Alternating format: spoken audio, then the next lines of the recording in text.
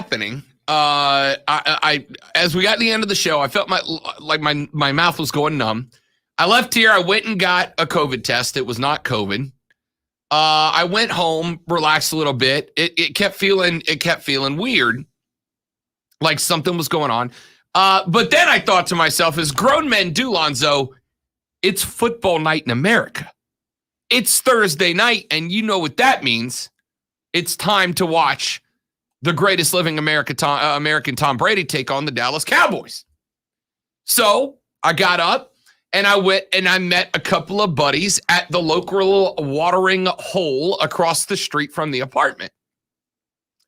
And I ordered, as I do every time I go to this location, pretzel bites and cheese. All right, pretzel bites and beer cheese, a dozen wings, and a beer. So the young lady brings me out the beer, and I take the beer, and I take a swig of the beer, and I'm a Yuengling guy, all right? Nighttime beer is Yuengling. Daytime beer depends on the day and the temperature, but nighttime beer, I'm a Yuengling guy. I have a Yuengling, and the Yuengling, Lonzo, tastes awful. Tastes awful.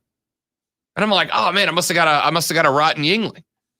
So I put it to the side. I grab another Yuengling. I take a swig. Tastes the exact same way. I'm like, all right, this is weird. Shouldn't be like this. So then I'm like, all right, well, you know what?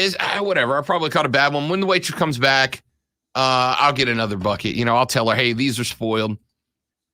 So I get the pretzel bites. And Lonzo, this place, I love the pretzel bites here. Like, I have stopped at this restaurant on the way home just to get pretzel bites sometimes because they're delicious. Best beer cheese in the game. And I take one and I eat it, and Lonzo, it's gross, dude. It's disgusting. And I'm like, no, something's wrong here. So then, because it tastes so funny, I'm like, okay, the one thing you can't mess up is salt, right? So I grab a pinch of the salt off the bottom of the pretzel tray, and I put it on my tongue, and the salt tastes, Lonzo, like a light metallic taste. It's not right. So is anyone paying attention to you while you're doing all this, or you just I got two guys at the table, but I'm like, I'm not trying to weird them out and be like, hey guys, everything tastes funny and my face is numb, right? Because probably the first thing you do is say, hey man, does your food taste all right? Texter says, I gotta go to the bathroom. Get to the point. I love you guys. I really do. Anyway, so you know, if you had it on the Odyssey app, you could take it with you to the bathroom. Oh, yeah. All right. So anyway, I get to the point where I'm like, I don't freak out about stuff, Lonzo. I was freaking out a little bit, right? I'm like freaking out a little bit. So I go to the house and I start looking up on the computer. I don't know why I felt the need to simulate a computer. Here's the best part. I simulated a keyboard on the desk, Lonzo, right next to my freaking keyboard. All right. Which is a good move, but your fingers weren't moving. So I'm just imagining, do you actually type like that? Like caveman typing? All right. So I get back to the house and I'm like, all right, let me freak out. And I go on the old internet and I start punching in the symptoms I've been dealing with, and it comes up with what it thinks it is. And I'm like, oh, this is not ideal, right? This is not great. So this morning I wake up and it's worse. The left side of my face is not moving like it's supposed to. All right. The left side of my face is not moving like it's supposed to. The left side of my face, Texter says, still on the diet, huh? It lasted like 4 days. Get off me. All right. It's the P4X. I got rid of P90X. I'm on the P4X now. Left side of my face is not moving like it's supposed to. All right. It like the mouth went up in the way. I have to physically close that eye because if I blink, my right eye closes, but the left eye doesn't. Anyway, got off a doctor, got out of a doctor's appointment a couple of minutes before we go on the air and found out that your boy has just been diagnosed with having Bell's palsy. And that's a real thing that's happening to me right now. So I don't think it's that bad in the way I'm speaking. I don't think it's coming across. There's a couple of places like P's and S's I'm a little concerned about. To be honest with you, I'm freaking out a little bit. But your boy got diagnosed with Bell's palsy. I don't know why it started. I don't know how it started. It's supposedly triggered by stress, but I'm not really that stressed. Like, you guys listen to me every day. I'm not a stressed guy. And I think Lonzo will tell you, there are a lot of radio hosts that are one guy off the air and a totally different guy off of it. What you hear is what you get on the radio. This is me. And before you start texting, it's not me. I am not the one stressing him out. We goof up.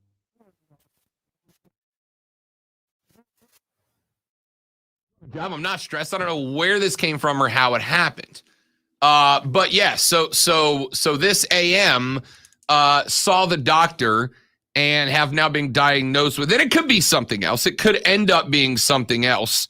It could end up being, well, unfortunately, it could end up being something worse. Yeah, I was going to say, are you looking? It could end up being worse. But for now, they believe it is Bell's palsy and just Bell's palsy. From what I understand, Bell's palsy is just kind of a thing that happens. It's just kind of a thing that happens to some people. You basically you get it.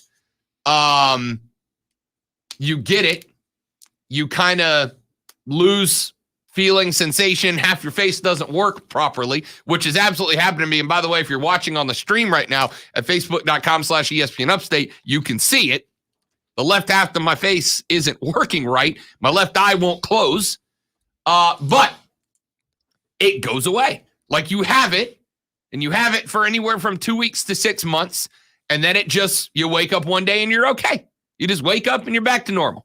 So fingers crossed. I would prefer the 2-week version of this, but I do have to tell you that after it happened to me, right? After it happened to me, and again, it's just a thing that happens. And like I want to say I read up like it's like 45,000 people a year in America get this. It's like not the most common thing in the world, but it's not uncommon. I decided once the doctors told me this is what it is, more than likely it could be way worse. But fingers crossed, it's just Bell's palsy. Lonzo and Mark Hendricks have both told me that I sound normal enough to go on the radio. By the way, real quick, on the stream, which you can see us on ESPN, don't apologize to Rob. Don't do that. Don't do that. You're going to make him feel worse. Don't do that. So, anyway, got told it's Bell's palsy. Left side of my face isn't working right, but I think I sound okay. I'm gonna power through. I'm gonna do the show like normal. Texter says I popped in the stream and was disappointed you don't look like Popeye. Thanks, Texter. You're the best. Yeah, he doesn't have the muffled tone for that. Texter says ESPN asked Jeff Lewis Neal. He had it. Really? Local wrestler, right? That's the guy I know, right? Yeah, used to be in the building. That's used to be on the Rise Guys. That's what I thought. Okay, yeah, I'll have to check in with him. Texter says ESPN girl equals stress. I can tell you, I haven't seen her since Sunday, so it's not her fault. All right, it's not. Anyway, so right before we come on the air, so I got the doctor's evaluation, and I, of course, I'm looking it up and reading and doing my research to find out, like, am I gonna die? Like, am I about to? Because the thing is, like if it gets worse to the point that I lose motor function over half my mouth, I don't know if you guys know this, but I talk for a living in every job that I do, like 4 of them. All right. If I wake up one day and I can't words correctly, I'm out of a job. But see, and I'm not being insensitive when I say this. Perhaps develop an accent where it works best for that. Because there's some accent, like a New York accent. There's some. Ask Scott Hall. I'll just speak out of half my mouth. That's what Scott Hall did. There you go. I mean, here's what you do. The bad guy. So I decided as we're coming on the air, I said, you know who I remembered. You know who the most famous person I know of in broadcasting to have Bell's palsy was? Yeah, and when you started telling me, that's the first person that popped into my mind. Good old JR, Jim Ross. Play-by-play for AEW, longtime WWF/WWE guy. Good old JR, Jim Ross, had Bell's palsy. Tracy says, you always had a face for radio. Now I got half a face for radio. I can say it. It's my face. Shut up. So I looked it up. Good old JR had Bell's palsy. So I'm like, man, I wonder what happened when JR was diagnosed. You know what? I think most people, when they look at JR, they think stroke. I don't think they bother even trying to figure out that there's something else. Yep, it's Bell's palsy. And for the record, Bell's palsy, one of the first things they do is they test you to make sure you're not having a stroke, which is there's a part of me that's like, maybe that's what's happening. I don't know. So anyway, I go read on old JR. I'm like, let me pull up JR's Wikipedia, see how this went for JR, right? I look up his Wikipedia, and it's like Jim Ross was diagnosed in, what was it? I want to say it was like 1997 or something that he got diagnosed with Bell's palsy. It's diagnosed 1994. 1994, January 30th, 1994, suffered his first attack of Bell's palsy. Fired 2 weeks later, not even 2 weeks later, on February 11th, 1994, from the WWF. So he got it as a broadcaster and immediately got fired. But you know what happened after that? You know where he went after WWF fired him? Became an announcer for the NFL's Atlanta Falcons. JR did. In fact, he's been that was his second stint with the Falcons. He also became a ring announcer for Smoky Mountain Wrestling, where he reunited with former NWA and WCW announcer Bob Caudle. NWA at the time owned by Jim Cornette, featured the Rock and Roll Express, Eddie Gilbert, and Dr. Death, Steve Williams at the time. So what I'm saying ultimately here is I've been diagnosed with Bell's palsy. So if I sound a little funny, that's why. Deal with me if you don't mind. It's a 2 week to 6 month prognosis, or the rest of my life. It's one of those three things, Lonzo. It's either 2 weeks, 6 months, or literally this is just my life now. And you know what the first thought I had when they were like, lifetime, this could be your rest of your life? You know what the first thought I had was? If chicken wings are nasty the rest of my life, what's the point? What's the point of going on, man? Well, that's the first thought I had. Yeah, that's the fear of losing chicken. That kind of negativity you need to lose. And here's what, if it's going to be more than 2 weeks, which I don't believe it is, but if it's going to be more than 2 weeks, you know that hairstyle where your hair goes really long on one side? Yeah. You need to do that do that on that side, because people will look at your hair and they won't look at. that's. So anyway, I just wanted to share that with you guys in case you're listening today and you go, Rob sounds funny. What's wrong? That's the reason. So found that out this morning.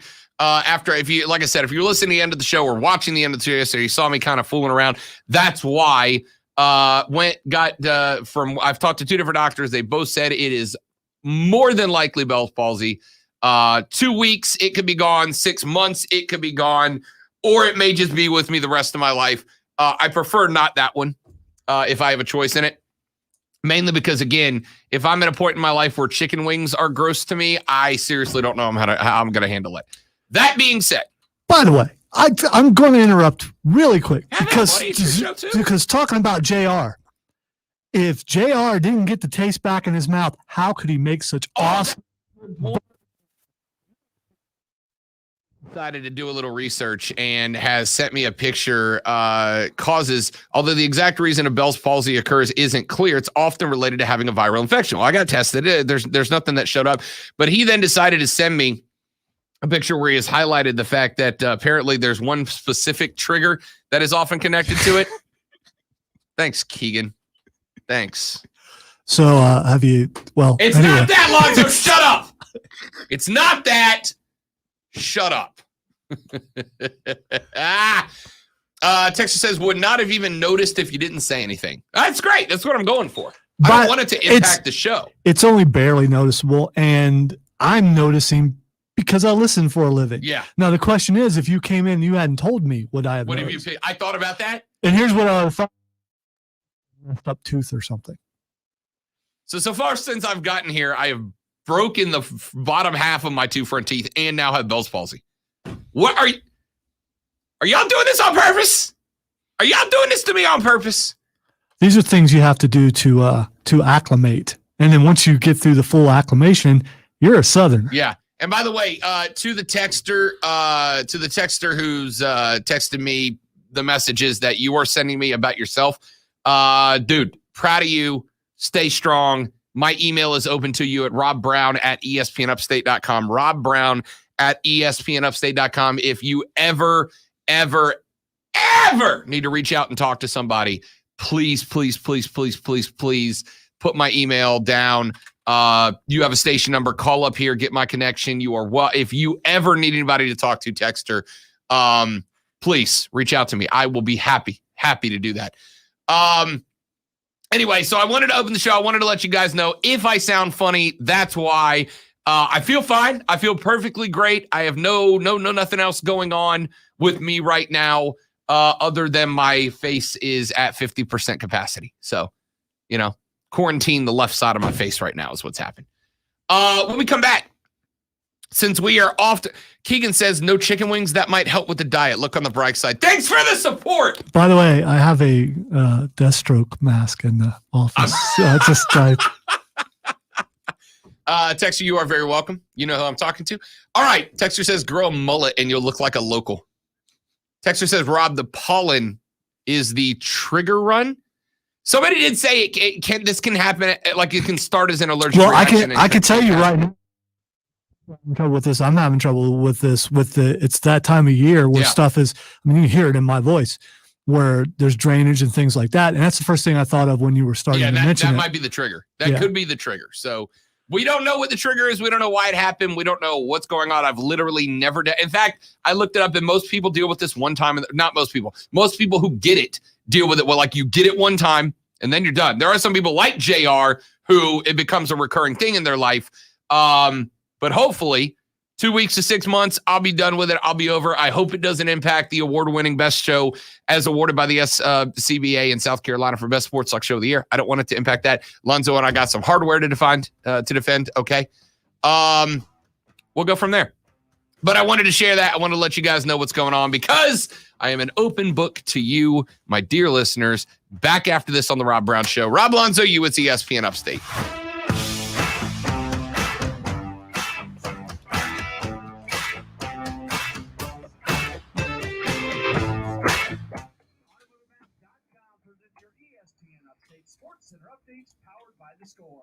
Saturday night racing for the Cup Series at Richmond Raceway. 2 more races to go before they cut the playoff field from 16 to 12. There will be a doubleheader on Saturday at Richmond. As first, the Xfinity Series will run, and then the Cup Series going to be in action after next weekend's race at Bristol. They'll cut down the current playoff field of 16 drivers down to 12. You've always have to ask it. I guess now you're really half face it. God, I hate our textures.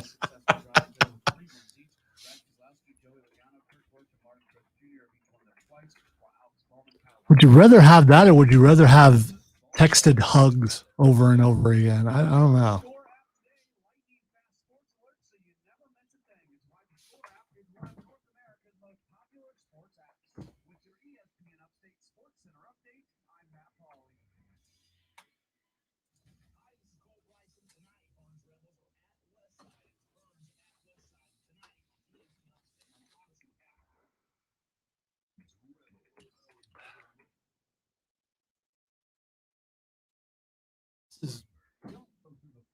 Rough. I have the choice between tennis and open wheel racing or Indy racing, whatever it is. Need something that might actually show breaking news.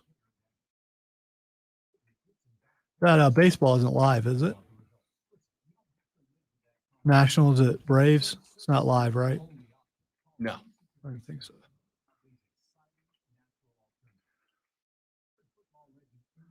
Football game is on the SEC network. Louisville, Mississippi. Nope.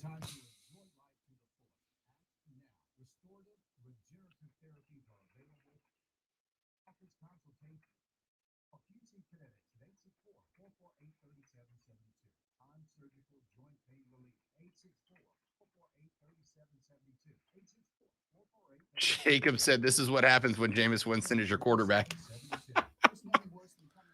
Channel is ESPN News. Yeah, I'm gonna go. What's on regular ESPN?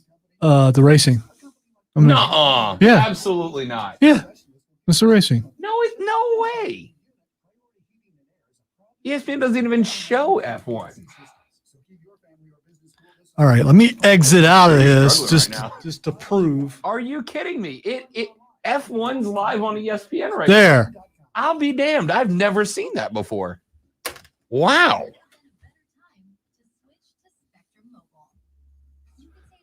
But this doesn't have ESPN news next to the other ESPN channels. So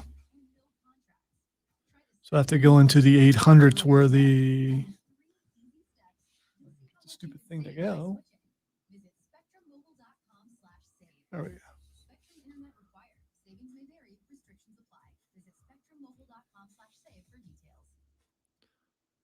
And ESPNU has Bama and Miami. I may have to go there. Wait a minute. Here we go. WHD. Is that like West Coast?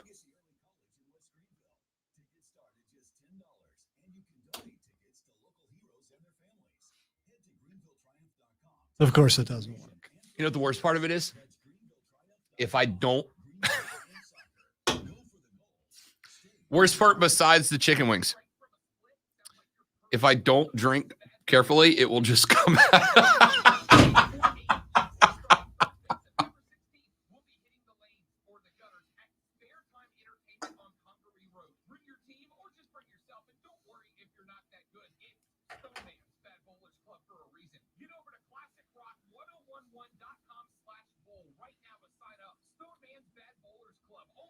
Yeah, I'm just going to watch Bama dominate. Why not? Or I won't, because it won't. Dude, Keegan is on one today. Keegan's on a tear today. Keegan woke up and chose violence this morning.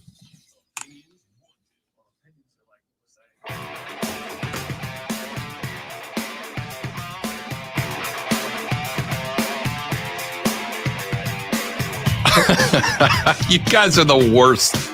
The worst. Texter says, Rob, you've always half-assed it. I guess now you'll really just half-face it. You know what? I actually like that. I actually like that text. Texter says, Big 12. No, sorry. Keegan says, I'm going to call him out because my man woke up and chose violence today. He says, Big 12, Ravens ACL bug, Dak attack, so much to cover. I can't believe you made the entire first segment about yourself. How selfish. Yeah, I know. I'm sorry. Texas says, that's so normal for the station, too, Seriously. for that sort of thing to No happen. host on the station makes it about us. Not a one. We would never make it about us. Texter, now I can go pee. Thinking about you and your condition after. Got to focus on one thing at a time. Dude, if you need that much effort to go to the bathroom. Although, in fairness, no, I'm glad you're not thinking about me while you go to the bathroom. So thanks for that, I guess. I have been hit by multiple people who have sent me links to a couple of different articles that say that Bell's palsy is a side effect that has been connected to the COVID-19 vaccination.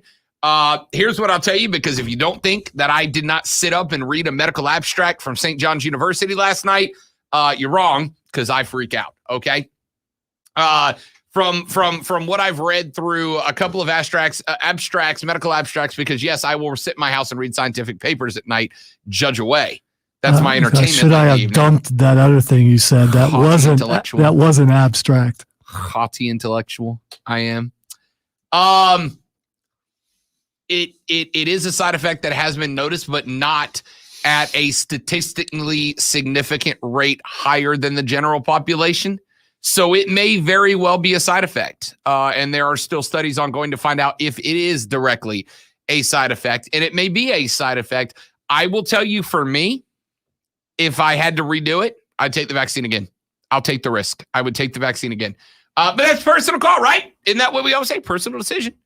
Texter says, how do you feel about Mark Ryan using the word cockle? It's a common word. I mean, it's not common anymore. All right, come on. That is not a common word. It's a common word. Yeah, I've seen it written in a story time and, a fiction book, but that is the only person I've ever heard say it. A cockle is a sand-burrowing bivalve mollusk of the family Cardiidae. And I also think it means like tucked, like the space is like tucked away in the fold of something, which I believe is the definition that he uses it. You have a folded heart? It is defined as a wrinkle or pucker. So when you say the cockles of your heart, you mean like the wrinkles and folds of your heart? Yeah, that means that the tucked away little areas. You know, this show's weird. Your heart is your biggest muscle. You need to work on that if you've got cockles. So I'm just saying. Today's show is weird. All right. 844-477-3776. Oh, I found the first word that's hard to say. 844-477-3776. For the rest of the day, I'm going to go the phone number is and hand it to Lonzo because I have trouble with the word four. It's the only word I found so far that I'm like, four. Say faux. Faux. 844. Compensate, man. Find what works for you and go with it. 844-477-3776 is the number. 844-GSP. GSP. That's not a job. I'm not doing this on purpose.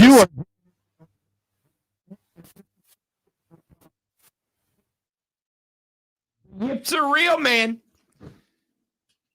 Ingles Market text line 71307. 71307. Texter says Mark just likes to be borderline inappropriate. Correct. You have figured him out. What's the borderline part? All right. I'm curious though. How's your Connery? Splendid. Oh my God, it might make it better. You're not right. You're not wrong. Coming up next on ESPN Upstate. Wow. Well, look at Lonzo finding the silver lining. Coming up next on ESPN Upstate. 9/11 was 20 years ago tomorrow. And we got to talking about this yesterday. A couple of friends and I. And we got to talking about the fact that at the end of the day, sports was so important to us in our healing process after 9/11. And we started talking about some of the memories, Piazza's home run, etc., that felt like they were parts of a healing process. I want to share those with you, and I want your memories of sports in this country after 9/11 and how we were healed by them. That's coming up next on the Rob Brown Show on ESPN Upstate.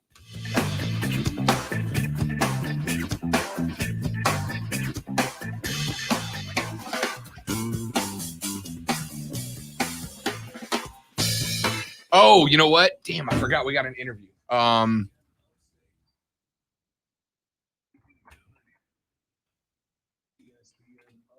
When was it supposed to be? Now. Okay, so we're good. We're on schedule. I just forgot that I booked it.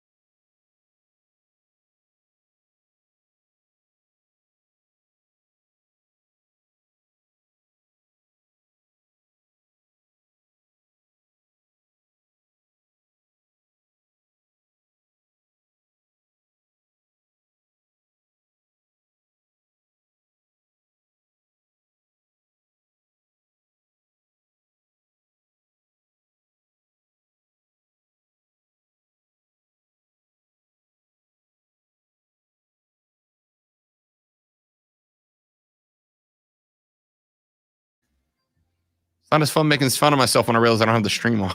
Well, others would go a different direction than what you're doing. So, I mean, and I think this is the best way to face something like this with humor, with positivity. Yeah. I have to. There she says the Real Men Show. Mark would have called it.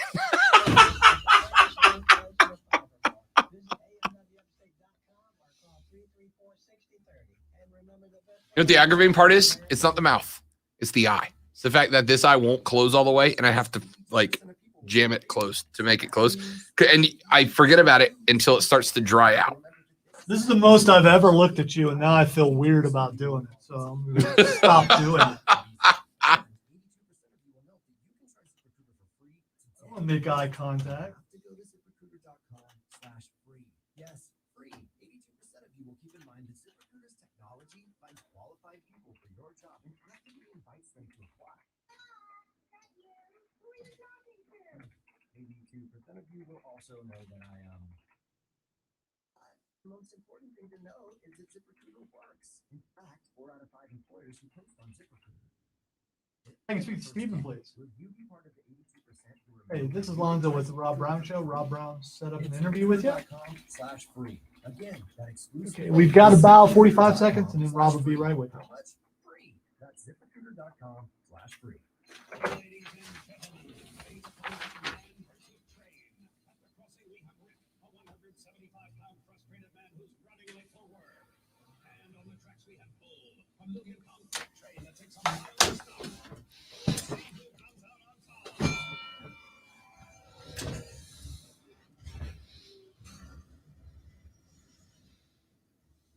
You can't beat a train, so don't try. Stop. Trains can't. Paid for by Nipsa.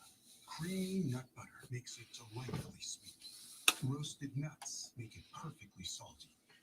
Get 2 great tastes in one delicious bar. Enjoy a Nature Valley sweet and salty nut bar today. You wanted the best? You've got the best.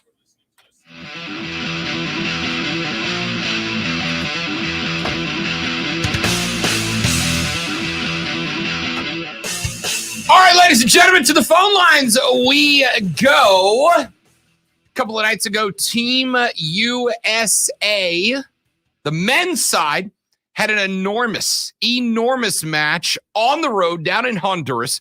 I cannot think of a more Dr. Jekyll and Mr. Hyde sports performance that I have seen maybe ever than the 4-1 win by the men's team over Honduras. We welcome in a special guest to the show. I have had the opportunity to speak with this young man many moons ago back down in Destin. He joins us here in Greenville for the very first time. He is a soccer writer for the Washington Post who has covered 12 World Cups, 22 MLS Cups, and joins the Rob Brown Show right now. He is Mr. Stephen Goff from the Washington Post. Stephen, so great to talk to you again, man. I appreciate you coming on board. Great to join you, Rob. My pleasure. My pleasure. Let's jump right in, man, because there was a lot of talk at halftime of that game. And at least in my circle of soccer commenters on one hand and fans on the other, there were a lot of folks who I thought were very much ready to leave Greg Berhalter in Honduras and make him find his way back. But then the second half happened, Stephen. How did you process the difference from the 0-1 first half to the 3-0 second half? Excuse me, 4 goals to none second half. 4, yeah. No, it was quite a change. You were spot on about the halftime assessment. This had the feeling of the last World Cup cycle when the U.S. got destroyed in Costa Rica. The body language was terrible. The margin was large, and Jurgen Klinsmann was out of a job soon afterward. So it had that feeling, and there was very little reason to believe that the second half was going to be much different.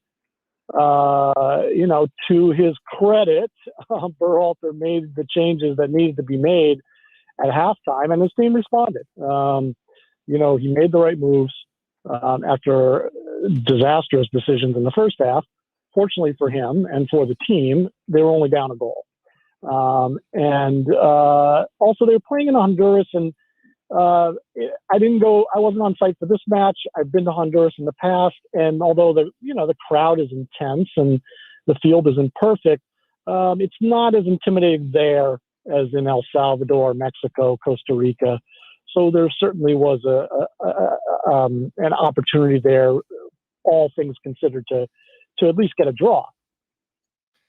We're talking to Stephen Goff. He is joining us here on the show to talk a little Team USA football. Here, Stephen, was the problem that I had, because I think Greg Berhalter's halftime adjustments were spectacular. He brings on 3 subs. All 3 subs score a goal. Ricardo Pepi got his time. He was absolutely a legend in that game.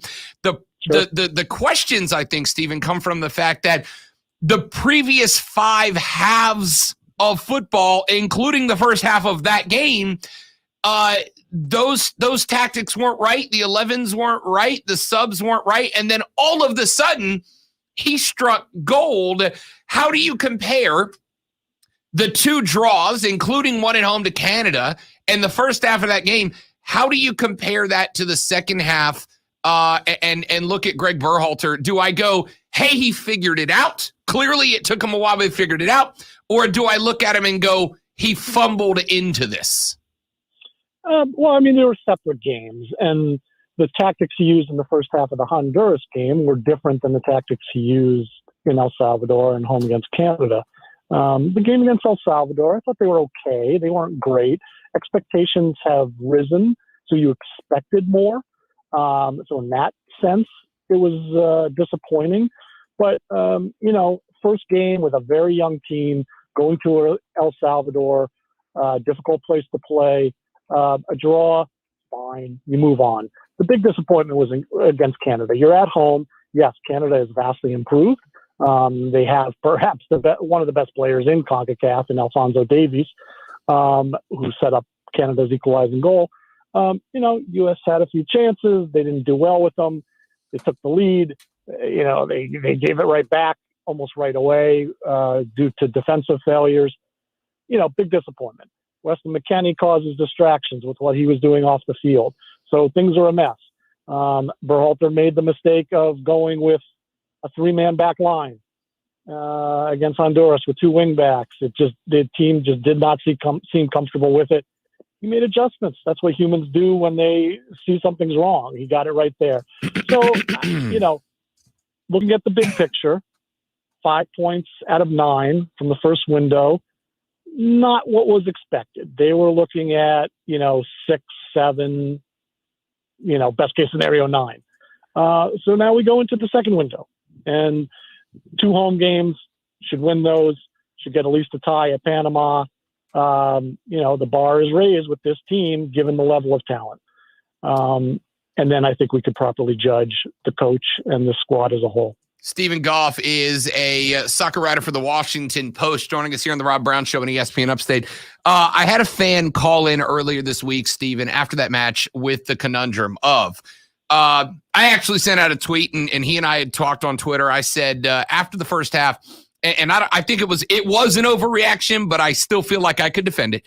I said, even if we come back, literally tweeted word for word, even if we come back and win this game by 3, this is still an unacceptable start to this match. And that ended up being exactly what happened. He said, if I can make the move from Berhalter, I would, but it's a risk, right? Because on one hand, maybe he has figured it out, and maybe Team USA in window number 2 comes out and looks absolutely dominant. On the other hand, if you make the change, there's no guarantee that the next guy is going to come in and be ready to be a great manager in the second window when points are now on the board. So I've had a lot of people asking me, do you make the move or not? Stephen, my thought is you can't make the move, because at the end of the day, with all this young talent, I'd rather them have some stability and confidence off of that win than make the switch and try to throw a new system in right in the middle of a window. Yeah, I mean, look, again, the big picture, they played 3 out of 14 games. Should it have been better? Was it expected to be better this window? Absolutely. Does Berhalter admit that? Yes. He has a very strong bond with this team. It is a very close group, McKennie notwithstanding. So you're not going to blow things up after 3 games, which did not include any losses. Okay. I mean, the 2 ties, the first tie, again, I think it's fine. The second game, that's not acceptable. You got to win your home games. Third game, they win 4-1 on the road, which doesn't happen very often in World Cup qualifying in the final round. So, I think everyone needs to take a deep breath. Look at this. Yeah, there were some flaws. There were mistakes made. But this is a very close group. They have their ideas. They have their plans. The chemistry off the field is very strong. It's up to Berhalter to make it work on the field. We saw glimpses of it. We also saw glimpses of major flaws. We'll see what happens in the next window. Stephen Goff is a soccer writer who joins us here on the Rob Brown Show. He writes for the Washington Post. You can follow him on Twitter at Soccer Insider, which, by the way, great snag on that Twitter handle, Stephen. That must have been early in the game. Yeah, that was in the pre-modern era. I imagine. Love it. Remember. Real quick, I wanted to ask about Christian Pulisic. We found out today from Chelsea that he was indeed injured in that game. He tried to gut it out. You saw the moment he went down, came back in on that free kick. We could all see him limping in. He gutted out, but he's on crutches. Chelsea expects him out for 10 days. I've had a couple of people say that he didn't look like he was into the system, right? Like, doesn't feel like he bought in. My thought was Christian Pulisic has probably the most attack-oriented mindset on the pitch for Team USA, and it's not always an offensive system that's set up for that mentality. So while Christian Pulisic might be the most talented player on this roster, I think it's going to take some effort to get a system that complements him and have it back. Am I off in my assertion? Well, first we have to take into account that he was recovering from COVID. It affects people in different ways. We don't know all the specifics of how he was impacted by it, but we do know that this was the very beginning of the season in England. And suddenly he lost 2 weeks of training and didn't play at all and missed the first U.S. game.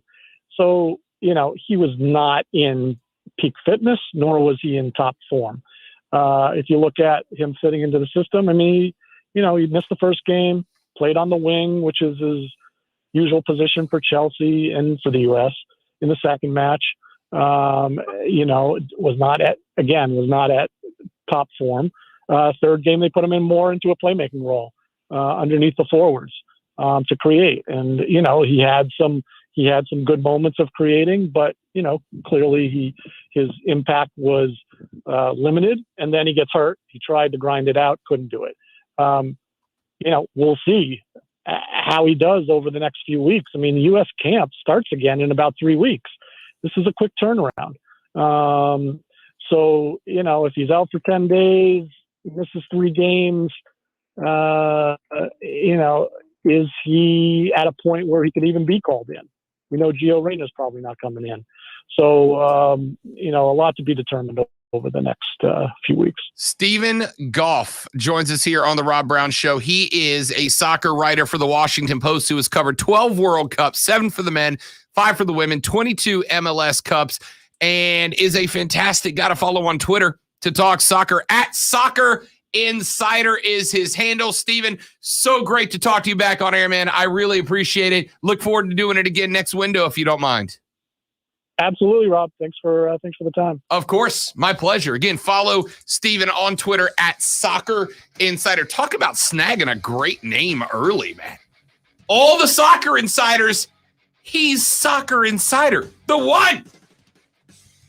Back after this to wrap up hour number 1 on the Rob Brown Show. This is ESPN Upstate.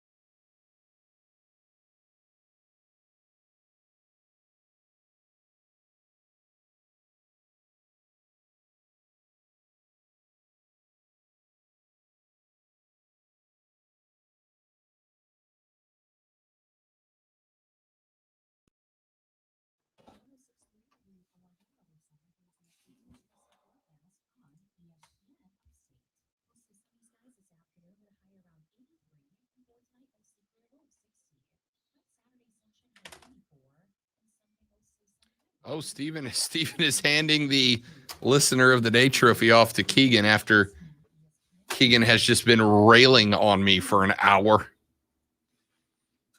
Glad I can give the texters something to unite around, you know? They're very supportive. They really are.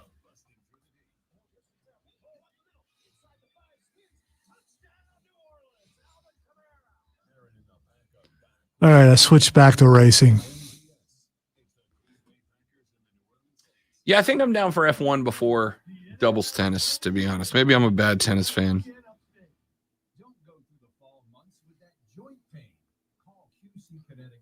I think this is almost over. Yeah, it's over at 1, and then we go back to sports.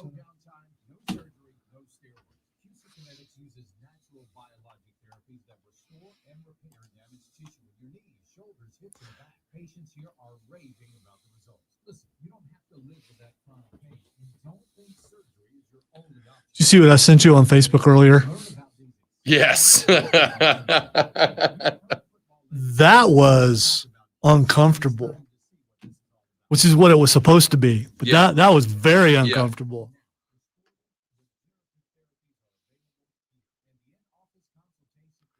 Just wanted to see Tony break that dude. Because Tony is a lot bigger. I know he's older. He's not around the business for as long as he's been and not pick some things up.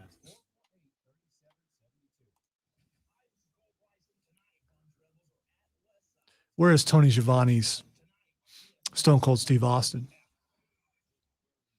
Schiavone, the man. I'm Custody for Britt on a I'm guessing that Excalibur wrestled at some point.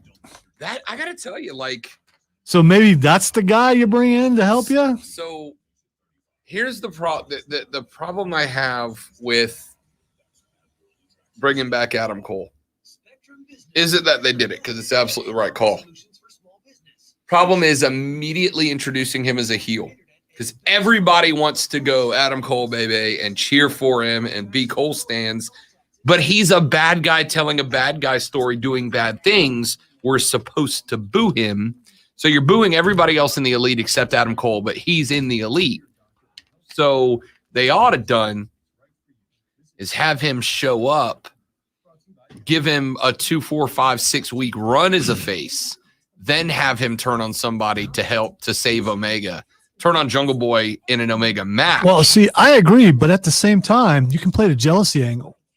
When Omega starts seeing Adam Cole getting cheered Getting all the and love, he's yeah. not, Yeah. and then you work it that way. Or there's so much talent in AEW that Adam Cole gets lost and they have no idea what to do with him. You are And he just praying that becomes happens, huh? the next Brandon Cutler. Banking on that to happen. Brandon Cutler, by the way, one of the best. Doing a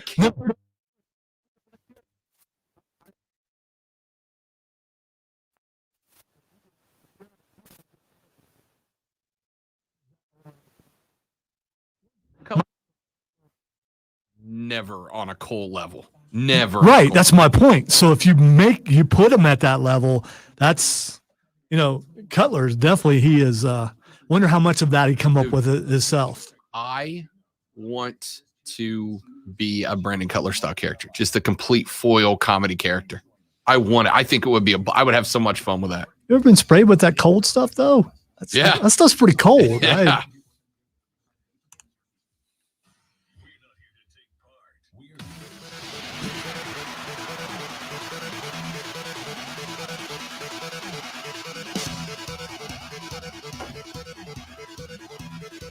Thanks again to Stephen Goff for joining us. Talk a little soccer. Fantastic to chat with him. Guy knows his stuff, man. Absolutely knows his stuff. Follow him at Soccer Insider. Great dude. Great dude. Coming up in the next hour of the show, we got a breakdown. Brady and the Bucks beating the boys last night in a little Thursday night action. And A, fantastic game. B, lots of ugly penalties. Lots of them. C, Dak was like good and bad in the same game, which was weird. And D, dear every NFL quarterback, don't give Tom Brady back the ball in a one-score game with 2 minutes. Have you not learned your lesson? Brady in a one-score game inside 2 minutes, he gonna beat you. So break that game down. Plus, your favorite sports memories after 9/11, 20 years ago tomorrow. We're going to share some with you and hear yours as well. All that coming up in the next hour of the Rob Brown Show. Rob Lonzo and you, this is ESPN Upstate.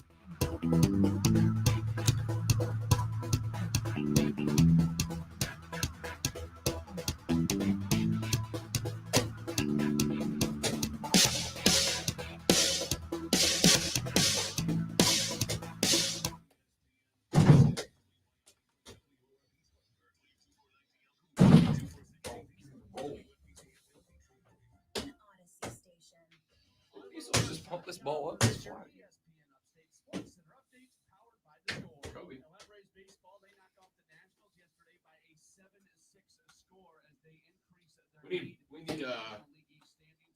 We need basket cam in here.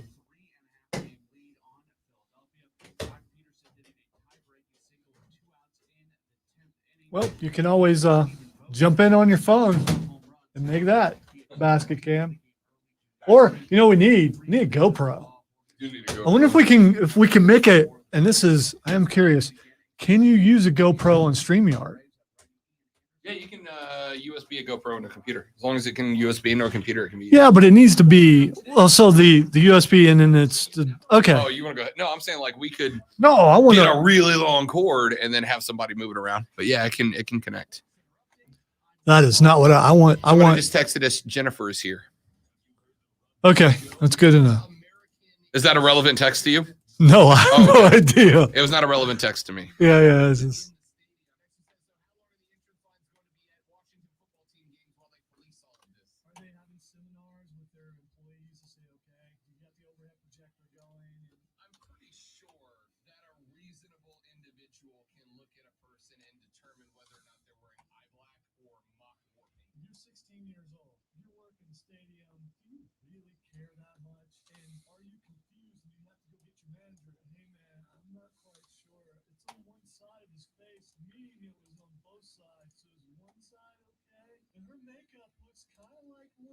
She made us be like Tammy Faye Baker disciple. Tammy Faye Baker reference. There's a Tammy Faye Baker movie coming out too. Seriously? You haven't seen it? Andrew Garfield is playing Jim Baker. Really? Yes.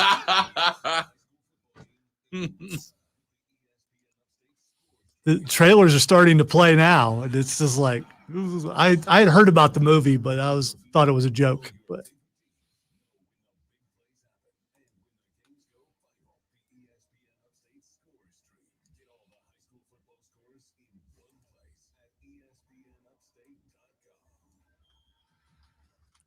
you have a Prisma in the first break.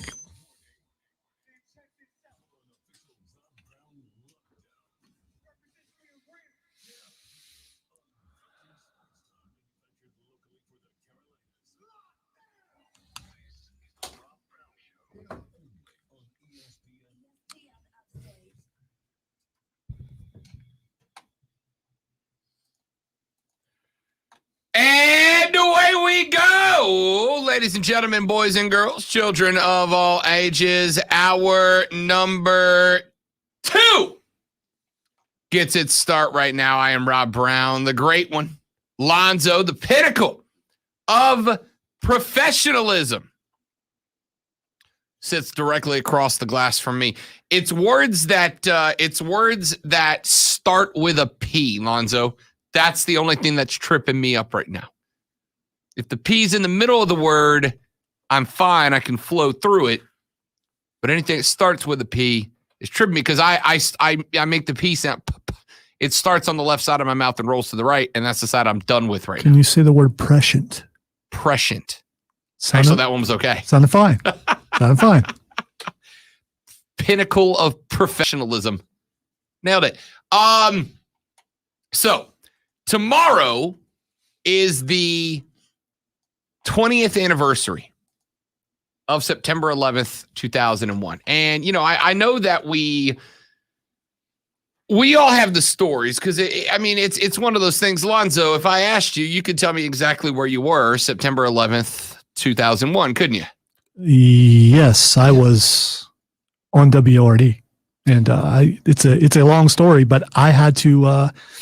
I saw the second plane hit, and the program director at the time said, "Sit down," and I took the place of the other guy who was producing the show at the time, which is the Russ Castle show, and I didn't get up for like 7 or 8 hours, and they rewired every station in the building to go through WRD, and came and told me that they rewired every station. And as all this stuff, it seems like the world is ending. And then they come and say, by the way, you are running every station in the building. And, and just the panic and everything that was going on. And both of my kids were in school, and I didn't have a cell phone. My wife did. And I didn't have time to call her for a long period of time. And then finally I did, and then had no idea if she made it home with the kids or not. I mean, there's just so many things going on, but also thinking part of this job, especially over on WRD and really at any radio station, is to inform people who are listening. And the fact that even if you want to, you can't really leave your post, because it's your job. People are tuning in to find out what is going on. And I think, you hear about that, but until you're actually sitting in that position and realize, the responsibility that goes along with that, and what you're having to do, and how you have to put yourself aside and make sure everybody else knows. Just again, while it seems like the world's on fire, and you joke about, being the last one in the station, you never know if you're going to be. So when you're here, that's kind of the responsibility. And it would be the same thing if that was going on, because we've heard Greeny today talking about, they were on the air when it happened. Yep. And, everything went to that coverage as it should have. And you're right. You never forget where you were when that happened. Miss Grady's 11th grade Algebra 3 class at a table with Jake Zebdanewski and Matt Tenor. Taking a test, and we had our principal, Richard Bounds, come on the intercom and say, please switch your televisions on to whatever the news channel was at the time. And we watched it. And after the second plane hit, he was like, please turn your TVs back off. And basically it did that didn't happen. We all walked around. I mean, everybody in the hallway saw that every classroom had that TV on. And, everybody remembers that story, right? Where you were on the morning of September 11th, 2001. And it's a memory that as Americans, we will always have, as much as it hurts. But the memories to me, and it is important, I know it almost feels cliche though, never forget. And we'll all see that tomorrow. Never forget, never forget. And we shouldn't, right? We shouldn't forget the memory of those we lost that day. All of the events and all the lives that have been lost since then because of the events of that day. Of course, we don't ever want to forget that. But I'll tell you what I want to remember. And the memories that I will take to my grave were about how we healed afterwards as a sports fan. As a sports fan, how we healed, right? About, I want to say the next week after September 11th, there was a big question about whether or not we should play high school football, right? I mean, we're in the face. There are still people buried under the rubble of the World Trade Center and the Pentagon. There are still firefighters and police officers and harbor and port authority folks who are digging through bricks to try to find if there are any survivors left. People are still being reported as missing. Families are still flying to New York to see if they can try to find their loved ones who they had not heard from since that morning. And the question went out, and there was an announcement that we were going to cancel sports. I was at the time the sports editor for my high school newspaper, Choctachi High School Smoke Signals.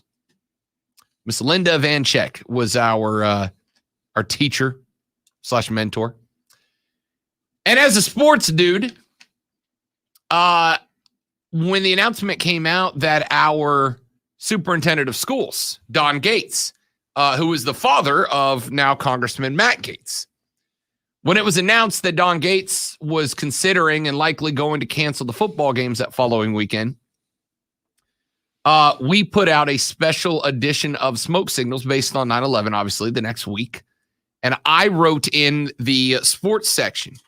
Sports section was one page, front, one page.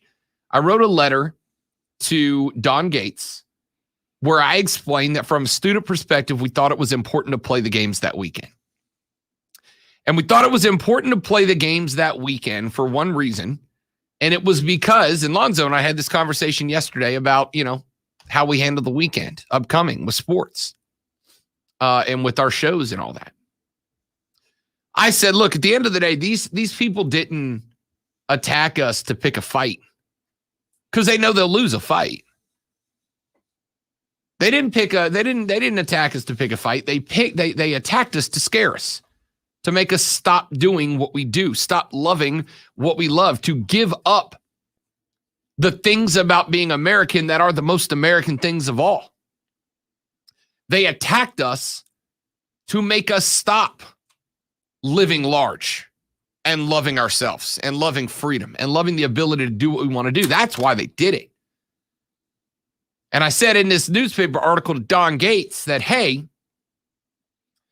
if you don't let us play football, if you don't let us come together on Friday night and have our rivalry game, Choctaw was set up to play Niceville High School, our in-county rivals right up the road.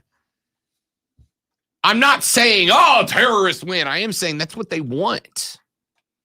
Nothing will fly in their face harder than them looking around the country the next week and realize we're all doing what we were going to do anyway. You're not stopping us. We're not giving into that, right?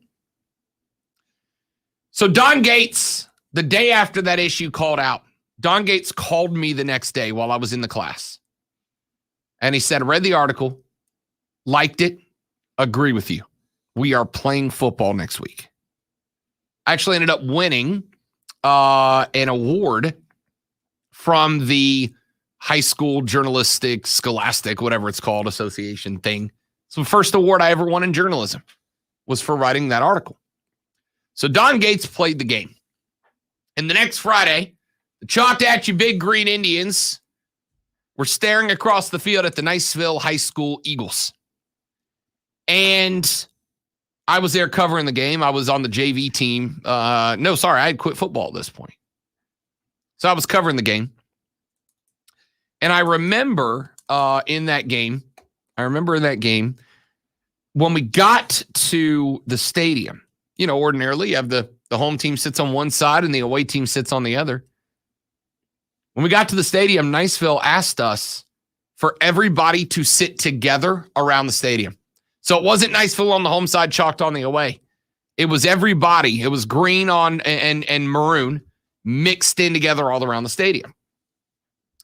And when it was time for the national anthem to be played, we did the moment of silence.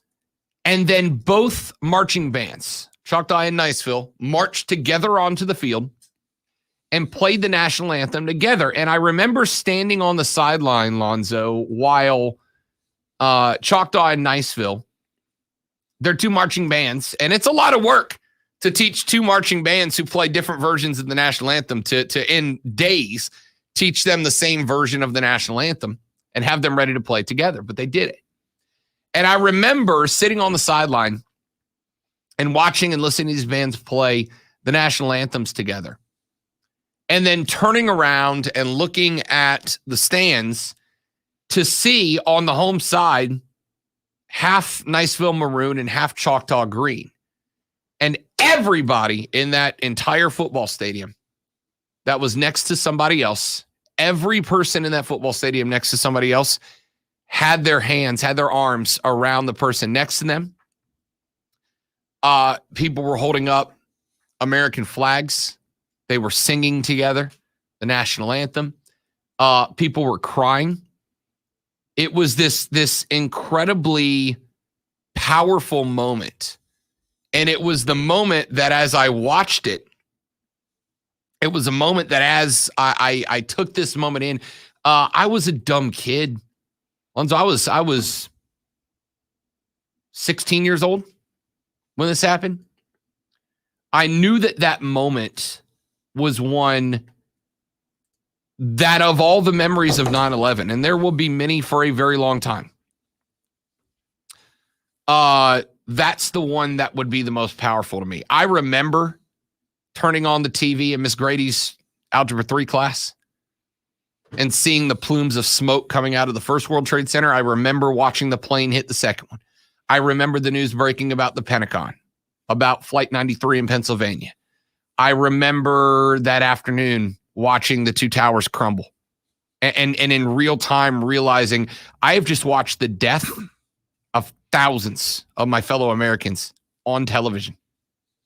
But the most powerful moment that I experienced around 9/11 was when Choctaw played Niceville, because I wrote an article to Don Gates and he said, "You are right. We need to play this game." And he pulled the trigger, and I stood on the sideline and listened to Choctaw Niceville. Hated rivals, by the way. Even the bands hated each other, man. Stood side by side, played. Choctaw Niceville fans, arm in arm, hand in hand, waving the American flag, singing this song together at full throat, and having this moment that despite the fact that minutes from now, my football team's going to try to stomp yours and we're going to talk smack to each other because that's what we do. More importantly, we do this first and we do this together. And Lonzo, of all the years, I remember, like I said, watching the towers fall. I remember the death. I remember the pain. I remember the heartbreak. I remember the tears. But I remember that moment when it didn't matter in that stadium what color you were, or what political affiliation you were, or who you voted for in the last election, or who you would vote for in the next one. All that mattered at that moment, that night at Niceville Eagle Stadium, was that we were brothers and sisters under that red, white, and blue banner. And I will never forget that moment. We weren't healed at that moment. We weren't better at that moment. But I knew we were going to be, Lonzo. As a 16-year-old kid, I knew we were going to be okay because of that moment. So, with that being said, when we come back, I got a couple of memories for you. Two more specifically that I clipped together yesterday. Two more memories, my two favorite memories of sports bringing us together, and I want yours too. I want you to remember with us. I want you to share your memory, the moments in sports after 9/11 that you knew we were going to be okay. We're going to talk about that next on The Rob Brown Show. This is ESPN Upstate.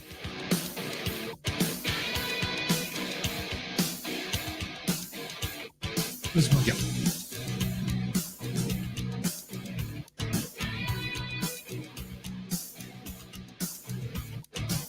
Prisma Health right here in the Upstate is your location of choice. If you need to look after your health, you want somebody who wants to look after your health the way you want your health looked after, right? That's what Prisma Health is. You know the golden rule, right? Treat other people as you would want them to treat you. That's what Prisma Health does.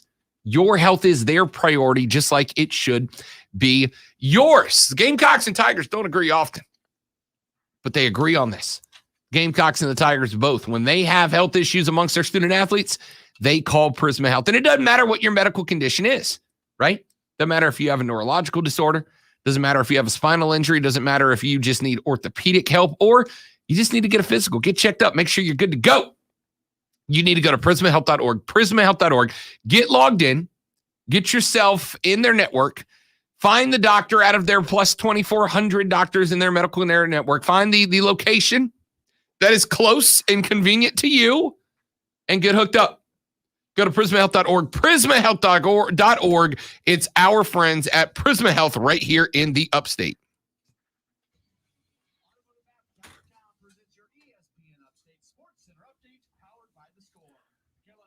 It's not that I didn't have anything to say. It just seemed like a good place to go. I'm fine with that. This is probably going to be at least 2, maybe 3 segments. So okay. I want your story on this too, because everybody's got one.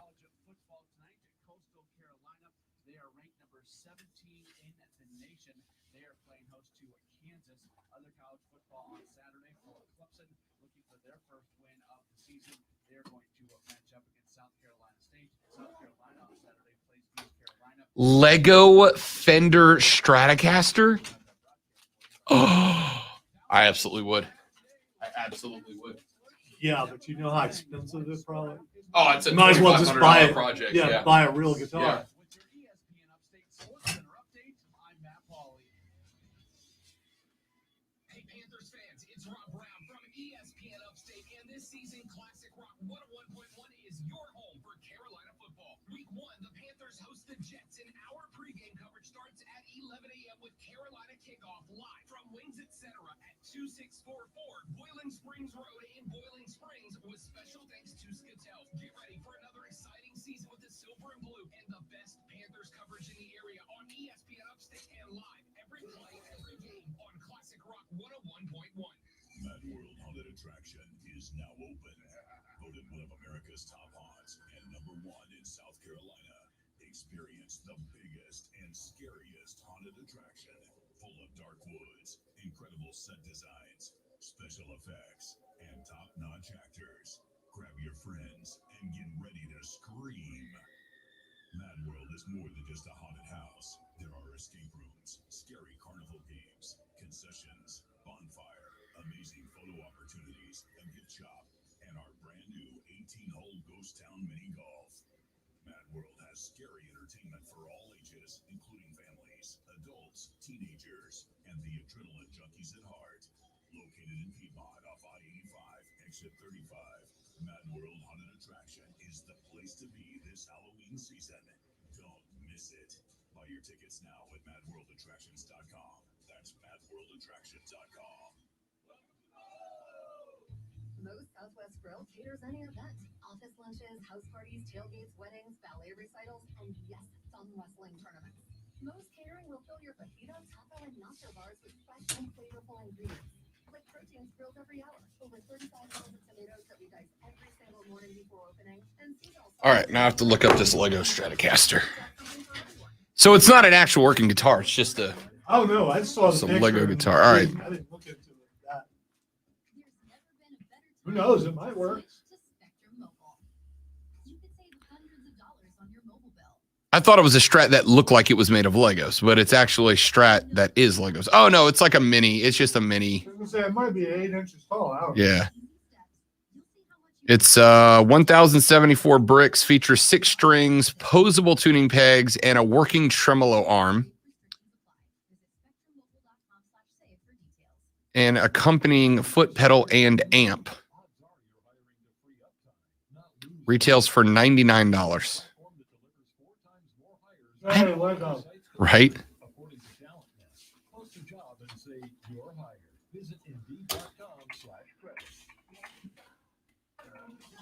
I was right though. You could probably go to a pawn shop and buy an actual guitar for that price. We can help you get started.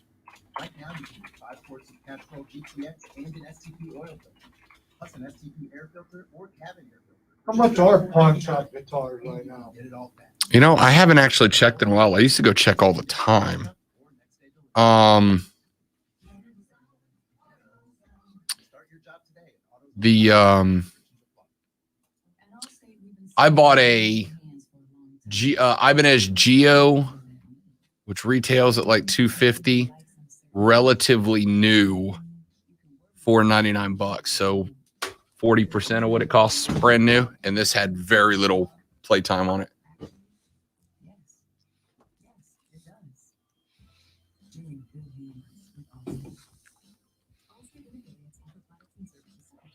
Wow. What's that? Looking at where Josh was. Oh, Josh, yeah. He's like, Right. not exactly where you want to be when.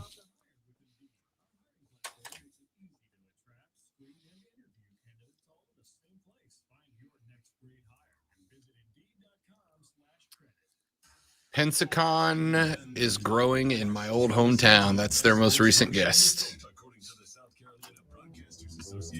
I know that's not him, but Yeah, I get it.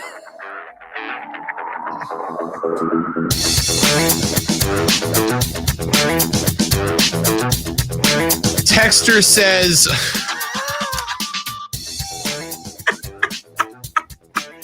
Rob, silver lining to your Bell's palsy situation. Silver lining, you can go as Two-Face for Halloween this year. With textures like this, who needs enemies, eh? That's actually really funny. Let's say they're It's not actually really funny. They're not wrong, but They're not wrong. Still, well, hopefully it'll be gone by Halloween. That's really funny. I respect that. So we are talking about, in an absolute left-hand turn from that joke.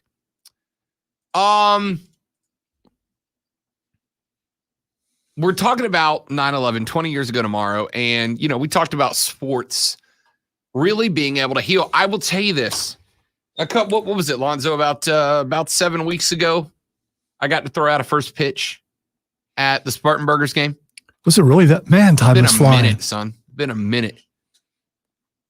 Lonzo was standing next to me about 3 minutes before it was time to go out there and throw out the first pitch. Your boy was rattled. And there were what? So probably 1,000 people there, tops. Probably, yeah. Let's say it's grand. Your boy was rattled, son. Threw like 30 minutes of warm-up pitches in the bullpen session. My man Keegan playing the role of fill-in catcher.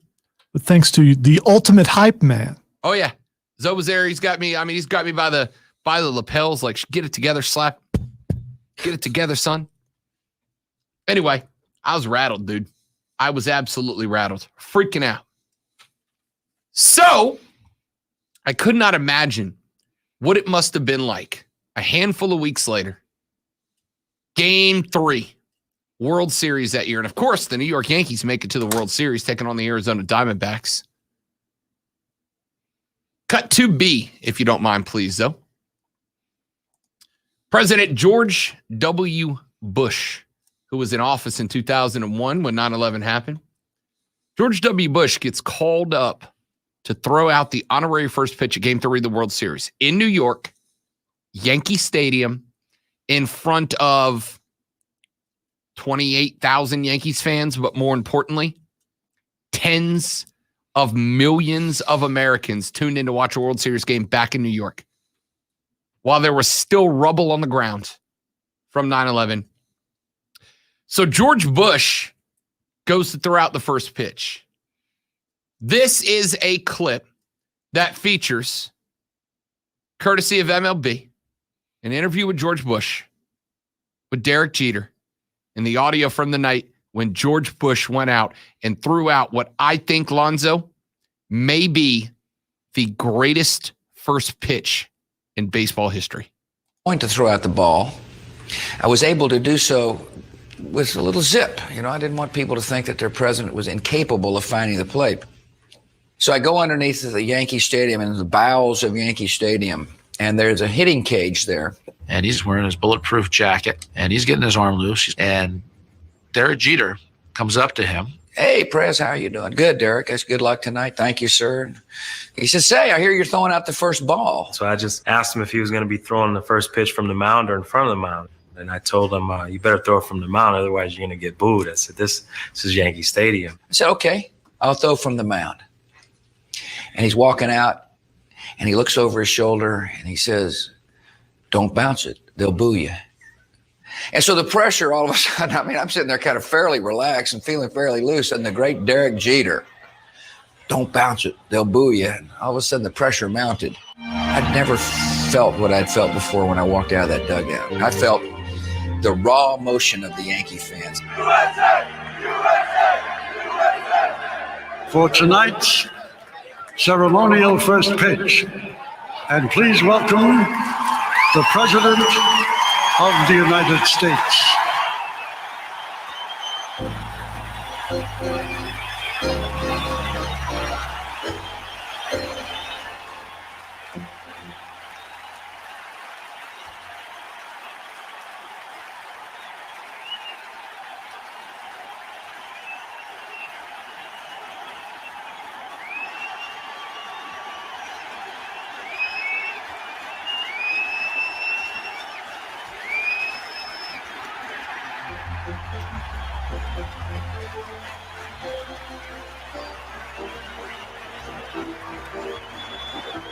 Thank you, Mr. President.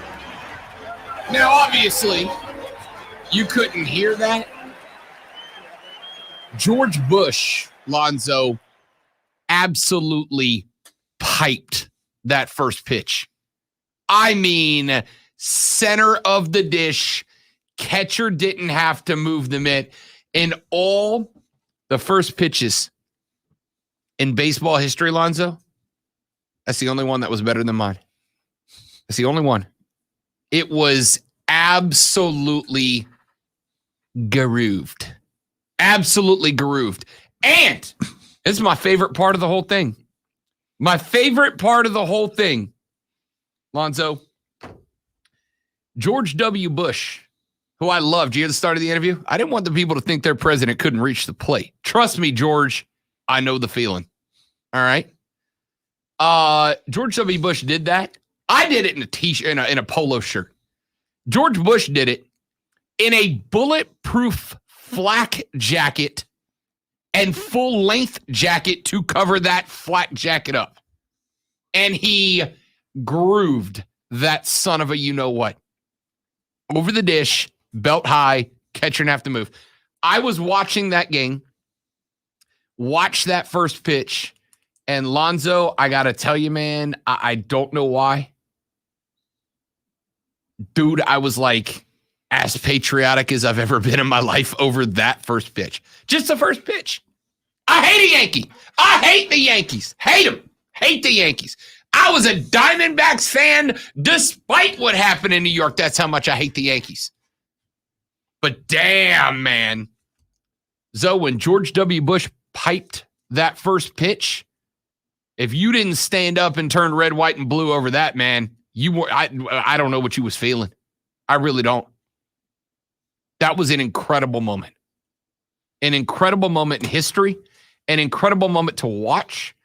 And as we continue to talk about these sports moments that made us feel whole and made us feel healed, Lonzo, that's top of the list for me. That's number one for me. And I wish I could say that I saw it when it happened. As far as live, I do recall seeing the highlights. And until a few weeks, he threw out the ball.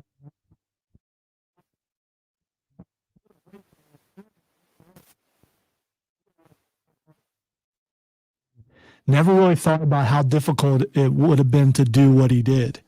But he did it. And you know what? If he would have hit the dirt, do you think they would have booed? Yeah, they're Yankees fans. They're a-holes. Well, that's what they do.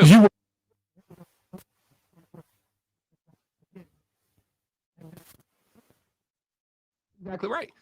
And I think that's the point, right? The whole point of all of this was to do what we do and do it the way we do it, man. To do what we do and do it the way we do it. Yankees fans boo everybody for everything. Philly fans want to fight everybody for everything. Dallas fans are just genuinely terrible people. All right, I'm kidding. It's a joke, but calm down. Yeah, because all the Dallas fans I know are awesome people. Oh, no, I can't stand a Dallas fan. Can't stand a Cowboy. Well, I got to say, I was pulling for a tie last night so that both teams could lose. Our boss as a Dallas fan is a wonderful person. Everybody except our boss. Dallas. So that you got to follow.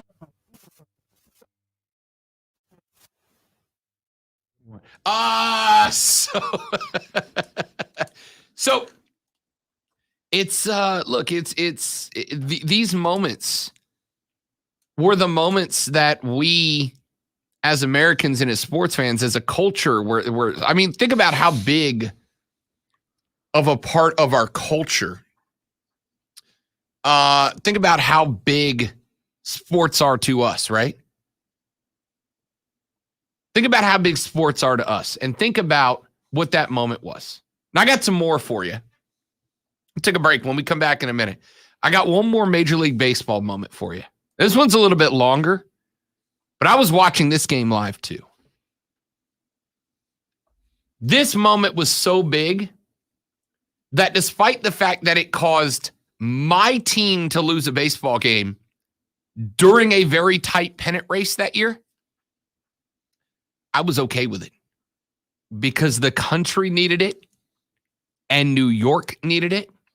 And I will run smack at New Yorkers all day, every day. But they were our brothers and sisters that year. And I want to share a baseball moment with you that I remember watching live. I put together a whole montage about it, and I'll share it with you next, coming up on the Rob Brown Show on ESPN Upstate.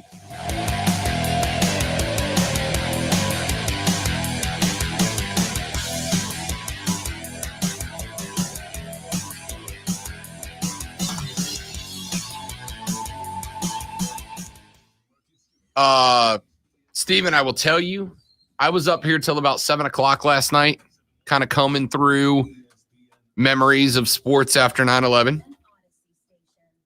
And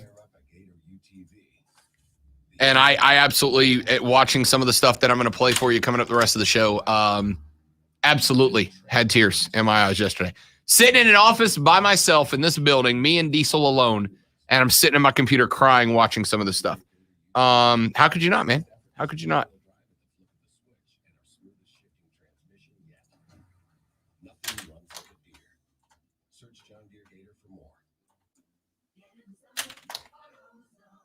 Welcome to AutoZone. What are you working on today? Got an oil change coming up? We can help you get started. Right now, you can get 5 quarts of Cash Pro GTX and an STP oil filter, plus an STP air filter or cabin air filter for just $34.99. And you can get it all fast, your way. Just order online with our free same-day store pickup or next-day delivery. AutoZone.com. From Boston. Sam Adams, Boston. Heavy. Oh boy. Oh boy. Daisy. Oh no. In the room. It's my keyboard.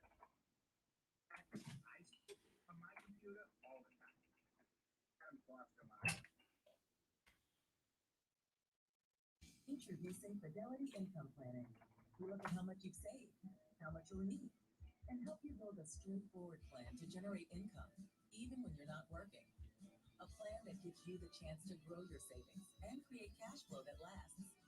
Plus, you can start, stop, or adjust your plan at any time. Talk to us today so we can help you go from saving to living. Fidelity Brokerage Services, member NYSE, SIPC. What's stopping you from getting the original Peloton bike? Thousands of classes available 24/7. Stay motivated. Programs, artist series, and badges keep you reaching your goals. 45-minute bike boot camp, 30-minute hit ride. A 45-minute hip hop ride. You get all that for how much? The original Peloton bike is now at its best price ever. Get game-changing cardio at a new game-changing price. Peloton bike. Or at onepeloton.com. Creamy nut butter makes it light.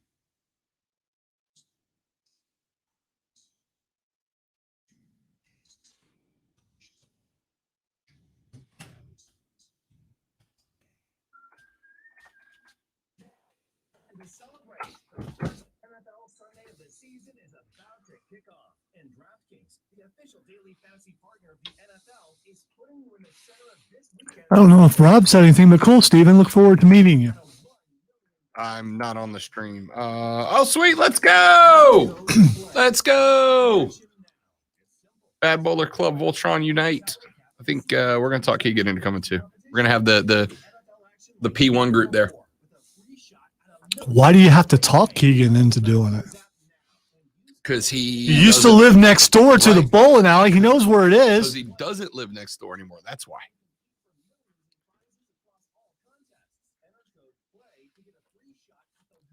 So you got to drive 35, 40 minutes. I mean, you know.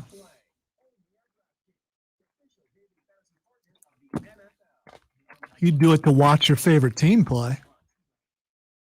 In this case, you'll be a part of your favorite team.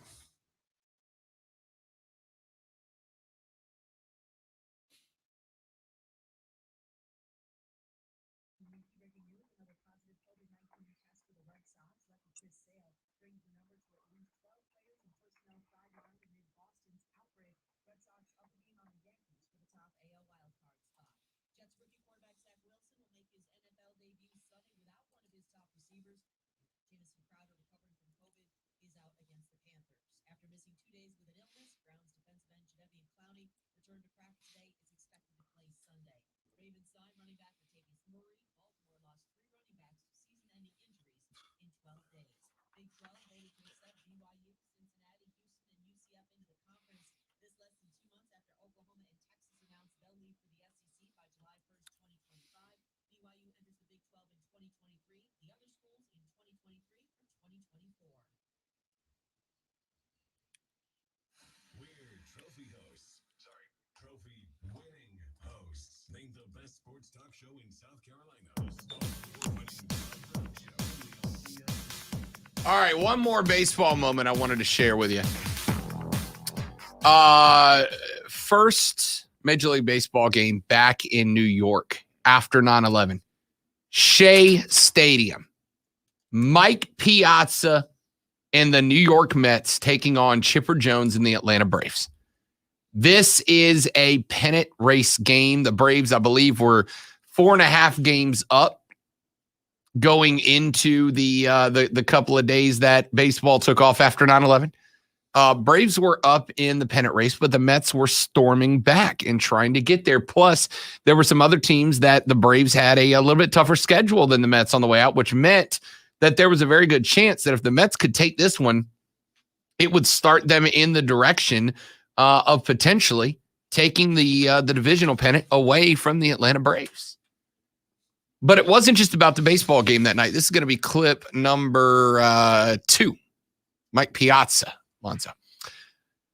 It was more than just that because it was the first mass gathering in New York since the terrorist attacks.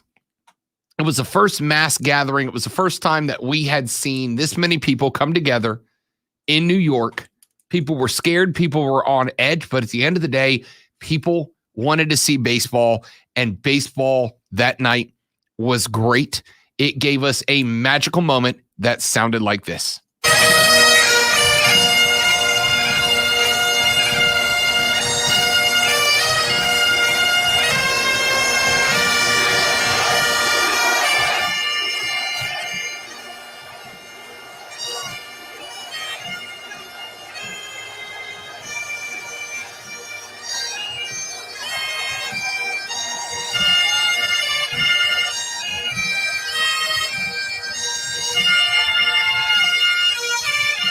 Ladies and gentlemen, here to honor our nation with the singing of God Bless America is Miss Diana Ross.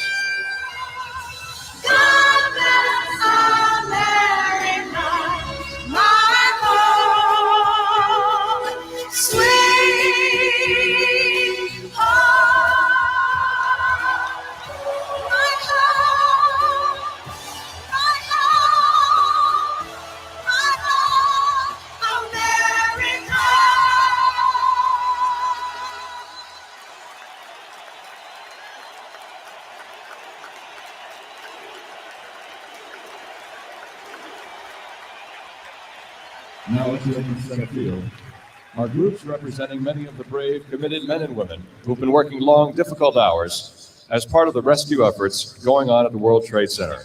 Please welcome members of the NYPD, New York Fire Department,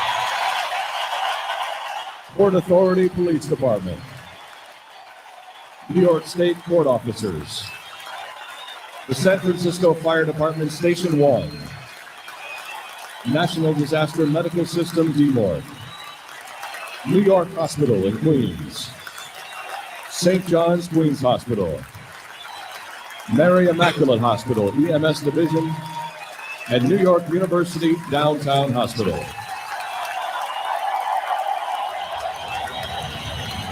A moving tribute here at Shea Stadium, somber at the appropriate moments. And also at other appropriate moments, it had the sense of a revival, chants of USA from the crowd here at Shea. Standing ovation given earlier to the mayor, Rudy Giuliani.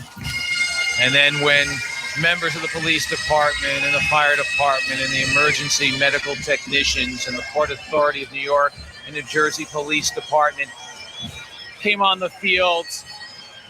Their efforts were recognized.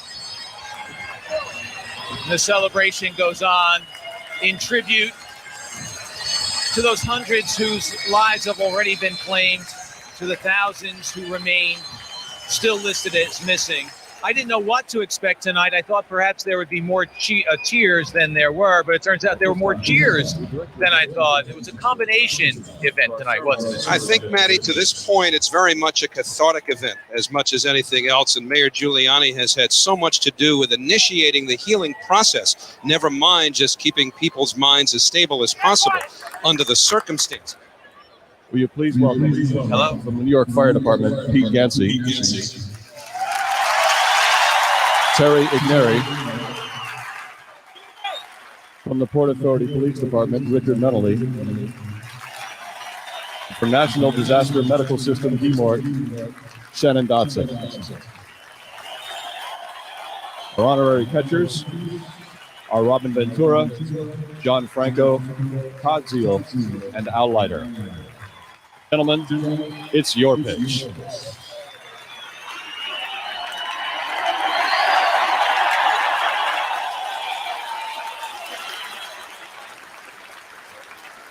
And ladies and gentlemen, with us tonight, seated behind home plate, our distinguished guests, City Council Speaker Peter Malone and New York City Mayor Rudy Giuliani.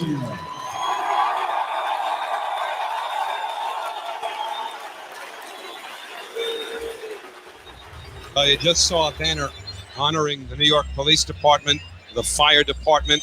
You've also got to acknowledge the wonderful efforts of everyone else who have been involved, notably the Port Authority Police, the EMS people.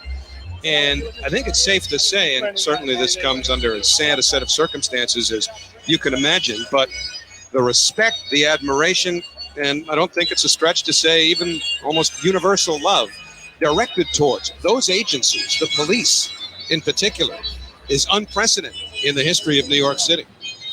And here's the man the Mets want up in this spot, down a run late in the game.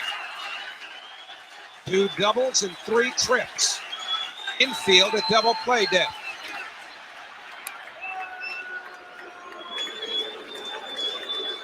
Didn't take long for Rutherford to get the uniform dirty. Somewhere.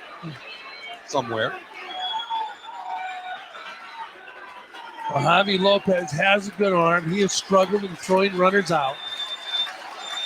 But you're not going to send Rutherford, or you're going to walk Piazza. Baseball, 0-1.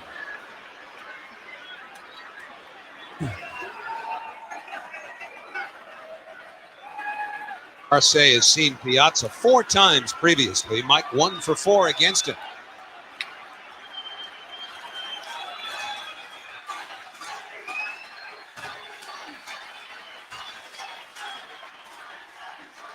Lopez wants it away. And it's hit deep to left center. Andrew Jones on the run. This one has a chance. Home run! Mike Piazza, and the Mets lead 3-2.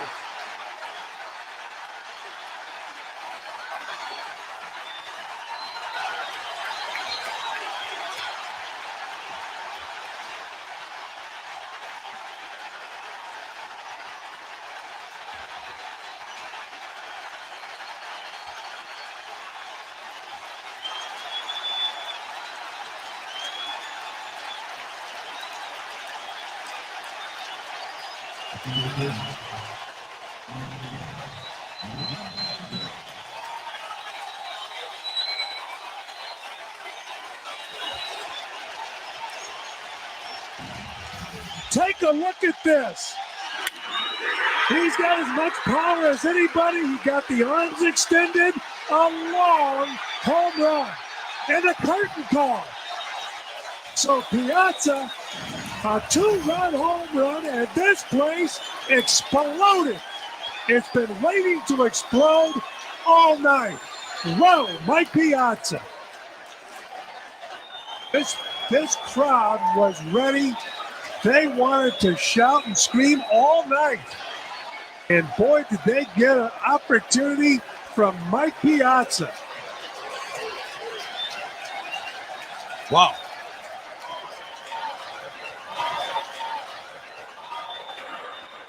They played baseball at Shea Stadium since 1964. I don't know how this game or even this season is going to turn out. Well, that may rank among the handful of most memorable home runs in the history of this ballpark. Why is baseball back? Why was it so important to give fans a few hours to forget about their troubles? Those firefighters smiling because of a baseball game in Flushing. And the big guy did it. Mike Piazza goes yad against the Atlanta Braves in New York, Shea Stadium, days after 9/11. And again, one more of those moments that you just looked and went, think we're going to be okay. Think we're going to be okay. I think we're going to be fine. It's going to hurt. We're going to stay hurt, but we're going to be okay. When we come back, we'll see if Lonzo's got a memory to share with it. Your phone calls are welcome. 844-GSP, ESPN, 844-477-3776. Text us at 71307 on the Ingles Market text line. Back after this to wrap up our numero dos on the Rob Brown Show and ESPN Upstate.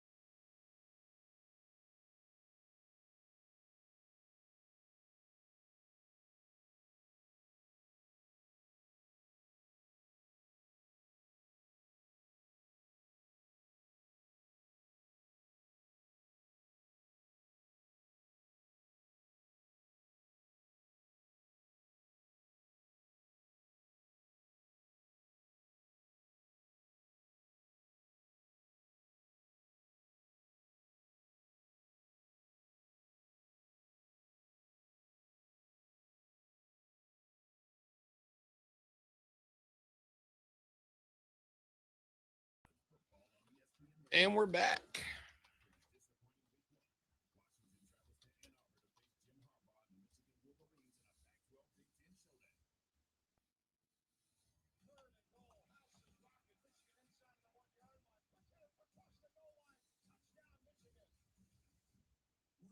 Tomorrow night at 7:30, when you're home for the best games in college football, ESPN Upstate. Don't go through the fall months with that joint pain.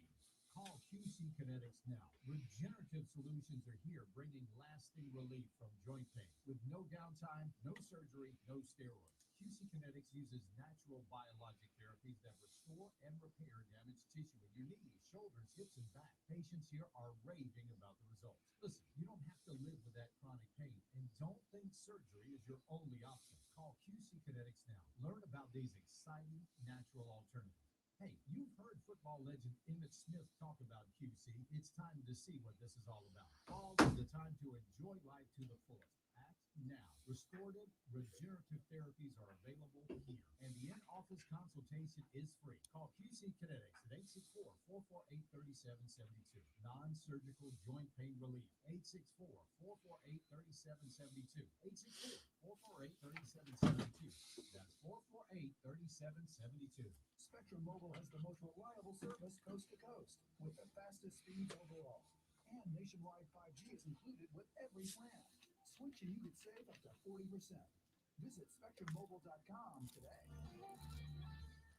Summer might be ending, but rest and relaxation are year-round. From cooling mattresses with Snow technology to crisp new sheets, Casper's Labor Day sale has everything you need for a restful night's sleep. Better news for a better tomorrow, which is why Casper's Hyperlight sheets are designed with an innovative grid weave that lets air flow through for maximum breathability. For a limited time, enjoy up to 15% off mattresses and 10% off pillows, sheets, and more with Casper's Labor Day sale online at Casper.com or in-store near you. Exclusions apply while supplies last. See Casper.com for more details. The motto for world-class competition has always been faster, higher, stronger. It's the same for Navient, makers of condensing tankless water heaters. Faster to install and set up. Higher performance and efficiency to provide endless hot water. Stronger with the industry's strongest warranty. All because of the copper-free stainless steel heat exchanger built in every unit. Learn about Navient's condensing tankless water heaters and find a Navient contractor at tanklessmadesimple.com. That's tanklessmadesimple.com. What if you could put the same type of rigor that the pro leagues use for players into your hiring process? So you can. When you use ZipRecruiter. ZipRecruiter's technology finds qualified candidates for your open roles and proactively presents them to you. Did your pen take us off the stream? Is that Sure did. That's exactly what happened. I dropped my pen and it hit the space bar and took us off the stream. That's ZipRecruiter.com/KELLERMA. Yes, Stephen, not only did I watch it, but I believe that Rob watched it too. Maybe not. Maybe not. Did you watch the latest What Started If? Watching it before I came on the air. All right. So I needed a mental wash. which nothing, makes you feel better like watching some zombies. Correct. Because you think, well, at least I'm not a zombie.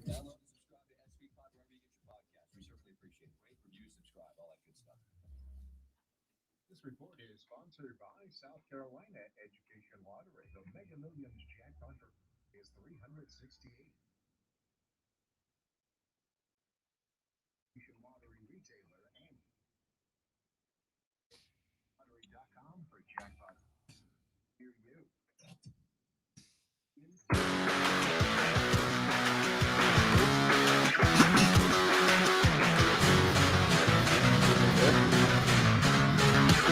Wrapping up hour number 2 of the Rob Brown Show. We're on ESPN Upstate, sharing some of our memories where sports made us feel like we were healing after 9/11. You got anything, Zoe, to add? I do.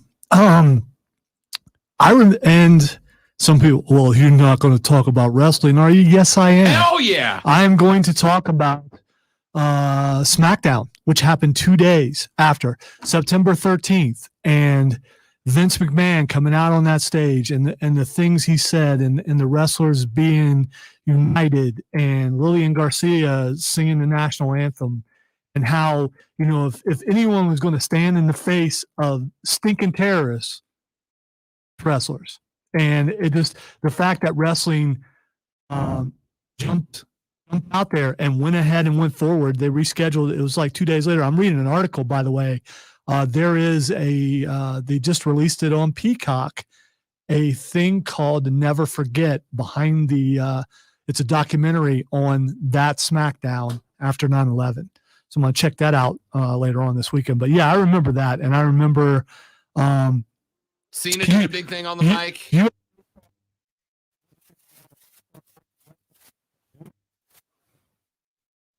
Not alone at all.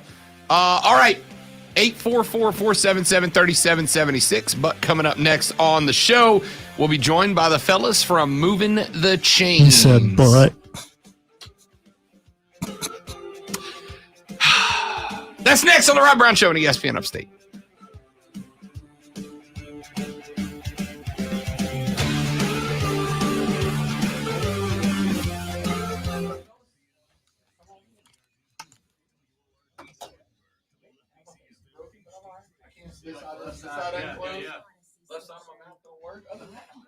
Sound fine.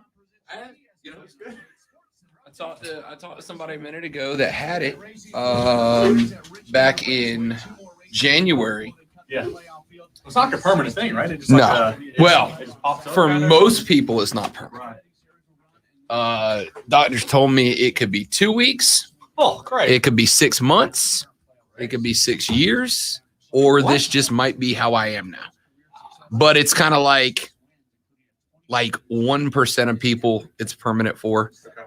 He said it's less likely that it's permanent and more likely that it will become a recurring thing for you throughout your life. Okay. Like it'll happen, then it'll go away for 2, 3, 4, 5, 6 years, and then it'll happen again. Then it'll go away for 4 or 5 years, and then it'll happen again. Jim Ross, the wrestling guy, that's what he has. Huh. And he's had it's a recurring thing for him. It's very common for him, right? So it's the same situation. Anyway, Doc said that ultimately, it's just, dude, hope you get lucky. Like that's all it comes down to. If I get lucky 2 weeks from today, y'all will be in here and you won't be able to tell it happened. He said it could take through the rest of football season.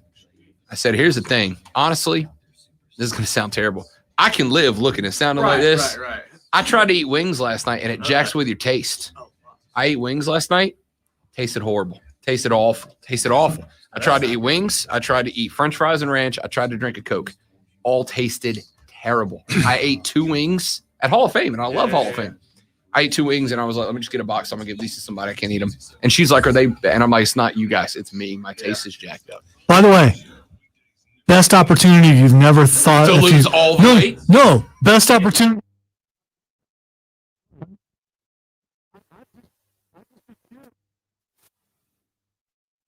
It's just it tastes bad. All the tastes are wrong. Oh, okay. Everything's wrong.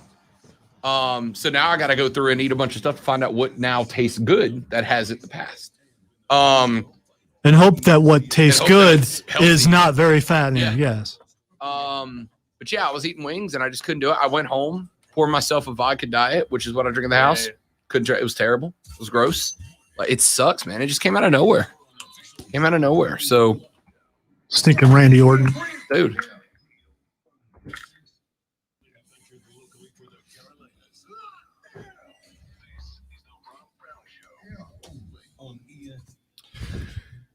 Hour number 3 of the Rob Brown Show's on your radio. This is ESPN Upstate. Hello, Upstate, South Carolina. Great to be with you one more time again. I am Rob Brown, the pinnacle of professionalism. Lonzo sitting across the glass from me, both physically and metaphorically, and quite literally today, sitting next to me on my left now, the host of the Moving the Chains podcast. You can find them on Facebook at Moving the Chains SC. No G, because they gangstas. Moving the Chains SC at Moving Chains on Twitter and Instagram, and their podcast where they cover all things South Carolina high school football can be found on Spotify, Apple Podcasts, and Google Podcasts. Kevin Thomas, John Epps, what's the haps, fella? How we doing? Rob, great to be here, man. We've got a little bit of a kind of a crisp in the air. I can see fall's coming, so it's about to be really good football weather here pretty soon. Johnny boy, what's the haps, man? I love it. We've got NFL now on. College football is well underway, and high school football is really getting in a groove. I got a lot of questions about high school football, but I have one question specifically before we move to the next segment of the interview. It's for Kevin. John, you can answer too. Why are you wearing an Oregon Ducks shirt?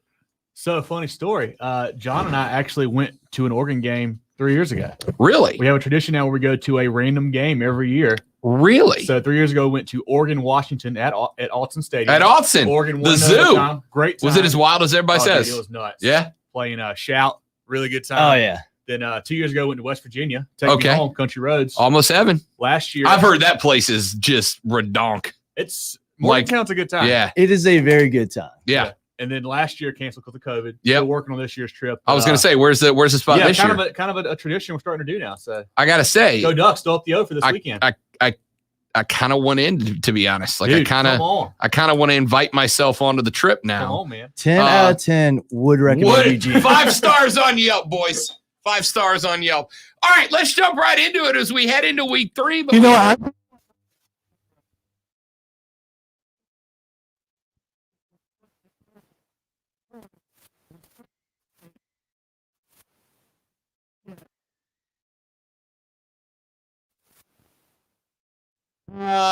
Oregon, Ohio State minus 11.5 in this one. Oh, it's come down. 11, yeah. It started at 14.5. The money's in on the Ducks. Ooh. The money's in on the Ducks, Lonzo.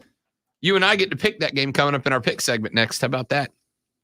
Gee, wonder which way I'm going on that. Can't imagine. All right. Week 2. Good week. Kind of a downer week with a lot of games getting canceled last week. Of course, happens every week. We're getting used to it. But a couple of big ones. How about a 24-21 slugger with Greenville and Malden, though? This is Greenville's second kind of last-minute win of the season already. Both of their 5A teams beat Rock Hill week 0, Malden last week. Just a great ball game. Greenville was up 10 points into the third quarter. Malden storms back with their backup quarterback in, scores 2 TDs. Their big-time defensive commit, Deuce Caldwell, going to North Carolina, plays some receiver, caught 2 touchdown passes actually for them in that comeback. But then less than a minute to go, Pro Franklin, great name, we say this every week, great name for Greenville there, throws a 25-yard TD pass to win. Greenville just, we say too much talent. And, I mean, great ball game on both sides, really, John. Yeah, we expected it to be pretty good defensive game, and that's really what it came out to be. 24-21, real competitive.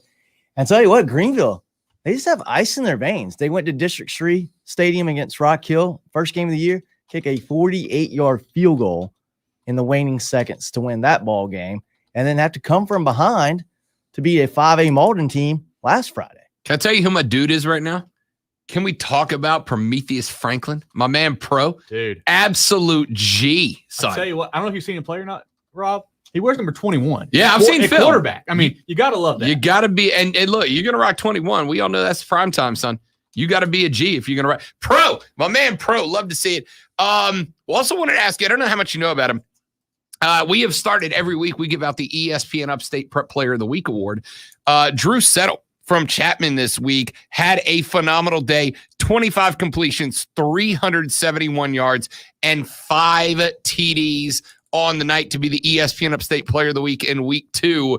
Not a terrible day for the young man. No, and going into the season, I said that Settle was one of the quarterbacks that I like to kind of break out. People hadn't really talked much about him. You got the big names like a Jeter or, even a Pro Franklin around here. People were kind of letting Settle fly under the radar. I think he's got 9 TDs on the year now. A couple of those games against big 5A schools. That kid can really sling it, and it helps that he's got a really good receiver. I think DJ Black averaging about 150 yards a game through the air as well. So Settle's got it going for sure. Yeah, absolute steamroller. Johnny Boy, Dutch Fort 56, Burns 25. Burns just, you talked about it. You guys talked about it last week and said that this was going to be, Burns was going to have to put it all out there to have a chance in this one. First half looked like they were going to at least give it a go, but then just completely wiped in the second half. What went wrong? I tell you what, Burns, they were trading blows with Dutch Fork early on. It was 21-13 at the end of the first quarter. Yeah. We did not see the first punt from either side until 9.5 minutes left in the second quarter. Unfortunately, Mac Long, very good running back for Burns. He had a big run down inside the 5-yard line, took a very hard hit, did not return. After that really, really hurt Burns. They played well. I was very impressed with quarterback Gabe Rogers at Burns. I think he was excellent, just brilliant all night. Burns just didn't have the firepower to keep up with Dutch Fork for 48 minutes. I had a coach a number of years ago in middle school, Tom Grant. We got blown out in a middle school game, and he walked in, and we all thought we were about to get chewed up. And he sat down on the weight bench in front of us, and he took his big straw hat off, and he set it on the ground, and he drank some water out of one of them old green Gatorade coolers, and he looked at us in the face, and he goes, "Boys, tonight we had the biggest problem in sports. Sometimes the other team's just better than you are." That's right, and that's the problem for everybody in the state, I think, against Dutch Fork, unfortunately. But yeah, Burns played well. They hung tight for a while, but that talent just won out for Dutch Fork. I mean, Burns couldn't hang with them second half. The Silver Foxes made some nice adjustments. Burns really didn't. I didn't feel like at halftime come out with a very good plan after that, and it just got away from them, and they never made it a game after that first quarter. Want to talk about y'all's 3 upstate games of the week coming up for week 3, but before we get there, what's the bounce back plan for Burns? Where do they go from here? They should get a nice win this week over Westside. Westside team that lost to Greer last week. They were very depleted due to COVID. I think they've got some numbers back, including their quarterback. But Burns is a better team than them, so they should win this week. Burns had a few mistakes last week they can clean up. They had some drop passes and went out some penalties and things like that. But really the key for Burns, I think, John, moving forward is just getting that defense to grow up. Yeah, the defense is what struggled a little bit. The offense looked very good. They scored 25 in the first half without Mac Long after that first quarter. Gabe Rogers really spun the ball well. The defense just got to get a little bit better. Got to get a little bit better up front and a little bit better at that linebacker level. I thought the secondary played pretty good. They had a very tough task to defend Antonio Williams, and they were there. They made Dutch Fork make plays in the passing game, and Dutch Fork did. But I think Burns just got to get a little bit better up front on defense. All right, let's jump to some of the games we like from this week. We talked about Greenville a second ago. Back-to-back cardiac kid moments. This week they got JL Man. JL Man coming over a 30-28 cardiac moment of themselves over TRHS this past weekend. Where are we going with that one, fellas? JL Man, they're building a good program there. I like the coach, Scoot Watson's got some good things going on. They've got some talent with Petrobono and Morris and Cates Jr., but like we talk about every week when we mention Greenville, the talent they have is just unreal, especially at the 4A level. And even though JL Man's 5A, I think Greenville's got too much firepower, and they're going to win this game by a couple scores. I think so, too. I think Greenville's just got talent. They got it all over the field. And I think even bigger, especially when you talk about young kids, they've got momentum and they've got confidence. They've been playing really well all year. I like Greenville to win this game. All right, we talked about my dude Drew Settle a second ago. 5 TDs in the last game, 4 in the first game, averaging 4.5 for 9 on the season through a pair of weeks. But on top of that, DJ Black averaging almost $150 a game. Chapman back to the house this weekend. Where are we going? This may be the biggest game in the state, not just in the upstate. 2 top 5 teams in 3A. Brooklyn Casey had a nice win over a bigger school, Blackwood, last week. I like the quarterback Staten a lot, but you're going to love this stat line from their linebacker, Owen Payne, last week, Rob. 12 tackles, 1 pick, and 1 fumble recovery. Have a day, son. All over the place. The issue that I look at here, Rob and John, is that Brooklyn Casey's only played 1 game. So they've got a lot of improvement to do. They're going to score more than 14 points to beat Chapman. I don't think they can do it. Yeah, I don't think so either. But I think for Chapman, they're going to have a test defensively. Brooklyn Casey has got a very, very good defense. They shut down a Blackwood team that has historically been pretty good, big school there in the Midlands. I think BC's going to give Chapman a good test, but I think Chapman wins this by 2 scores. All right, wrapping it up. Greenwood is at North Augusta. Greenwood coming off a 17-4. Good Lord. Last week, a lot of less than 1 score games, man. 17-14 win last weekend over Catawba Ridge. North Augusta, on the other hand, also coming off of a win themselves. We got a lot of teams coming off back-to-back dubs, and somebody's got to eat the first L this weekend. Here's one of them. Greenwood had maybe the best win in the state last week over a team that was ranked number 2 in 4A. It was Catawba Ridge. Greenwood it kind of went on the road, upset them 17-14. They held a very powerful offense that's got, I think, the 2024 number 1 QB in the nation there, Catawba Ridge. They held them to about 270 on offense. That triple option, Rob, you've seen them play. They've got some good running backs. They've got the quarterback who really understands the offense, controls it well. And that's tough for anybody to play against. I think North Augusta, who doesn't see that a lot in their region, is going to have some issues, I think, Friday night. Yeah, North Augusta is a really good team. Let's not sell those guys short. They're 2-1 right now. Their one loss coming to the number 5 team in 5A, Ridgeview, in which they played a tough game. They lost that one 29-14. I think North Augusta, again, is going to be a big-time challenge for Greenwood. But I haven't seen enough from North Augusta to pick them over Greenwood. Sure. I saw Greenwood, but I came with you guys out to watch Hillcrest host Greenwood. And it's a triple option offense in that they run the triple option, but I love the variations they throw, the wrinkles they throw into that offense. I mean, they'll run a triple option right and end up having a wide receiver cross back the other way, a lot of quick screens to the short and wide side of the field. There's so many options. And you can only do that if you have a quarterback who knows how to run that offense and make it dangerous when you get away from just read the defensive end, read the linebacker, make the call, but can actually start to pick up tendencies and change plays. I was impressed with Greenwood when we saw them in person, and I thought that was going to be a tough game for them at Hillcrest. They were in control from midway through the second quarter to the very end, just about. And it seems like they've even gotten better. You know, we saw late in that game against Hillcrest, the Rams really able to kind of throw the ball on them a little bit. But then to hold the team like Catawba Ridge and Jaden Davis down last week to only 14 points, 270 overall offense, like 170 in the air. That defense has grown up, it sounds like, and they're going to need it against a pretty good North Augusta offense this week. Talked about a couple teams that have gone back-to-back to get to 2-0, John, but we got Riverside looking for their 4th win in a row. Tell you what, Riverside has really come on the scene. They've got a game where I think is very, very winnable. They can work out a couple kinks against Eastside. Eastside, not as good as they've been last few years, but Riverside, they're going to sneak up on some people in region play. Mallard Creek at Gaffney, another one you guys have on the sneaky good list. This is a game where Mallard Creek is usually a perennial powerhouse out of North Carolina. Don't know a ton about them yet this year, about how they're going to be. We've seen Gaffney play in person. Gaffney's a very good football team. Talk about those running backs they have there. I think them playing at home with the reservation is going to be enough for them to pull out a victory over Mallard Creek. And finally, easily, John, is at Wren this weekend. Tell you what, Wren has been probably the most hard luck team in the state. They're 0-3, and boy, they have played a gauntlet already. I think Wren pulls out the win. Easily is not a great team, haven't been for a couple years. I think Wren's got some talent, and they're actually good. Don't let that 0-3 record fool you. Texter text in on the ESPN Ingles Market text line, says, my Chapman Panthers are deep and talented. Give my texter some love for some Chapman. What do you think? He's exactly right. You know, we mentioned Drew Settle. I mentioned DJ Black getting 150 a game, but then the running back, the Nah kid's a good player. They've got McClurkin and whatnot, and Waddle at receiver as well. Offense is so talented. Defense has got a little bit of work to do as far as growing up, but I think Melton and Rowe have got those guys heading in the right direction. But that Chapman team is going to be one of the top in 3A all season long. Yeah, Drew, talk to me about Drew Settle real quick. Player of the week for this week after a 4-touchdown performance last week, 5 touchdowns the week before that. My dude is just on a roll right now. What do you see out of his game, John? You know, I think you got to go to the Chapman coaching staff. They had Colasurdo come through this program a couple years ago.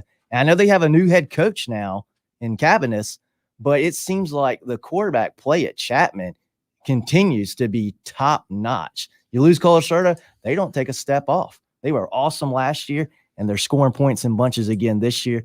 I'm actually going to go to that game tonight, and I'll see firsthand against a tough Brooklyn Casey defense, see how good they really are. Follow the boys on Twitter and Instagram at Move and Change. You guys live tweet the games you're at, right? Yeah, of course. That's what I thought. Scores all night long. Yeah, at Move and Chains on Twitter, MOVINCHAINS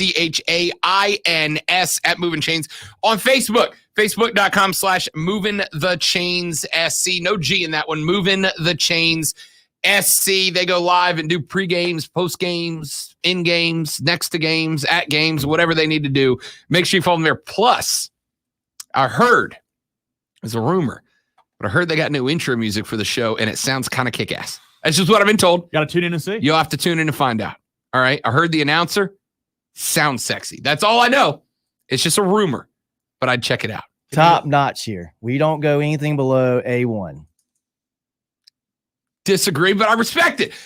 Moving Chains at Moving Chains on Twitter. Make sure you follow him in-game and check him out. Podcasts on Spotify, Apple Podcasts, Google Podcasts, wherever your podcasts are found. Kevin, John, nice job, boys. Thanks, Rob. Look forward to talking to you next week. You know it. We'll be here. Appreciate it. That is Kevin Thomas. That is John Epps. That is Moving the Chains. Make sure you find them back after this on ESPN Upstate.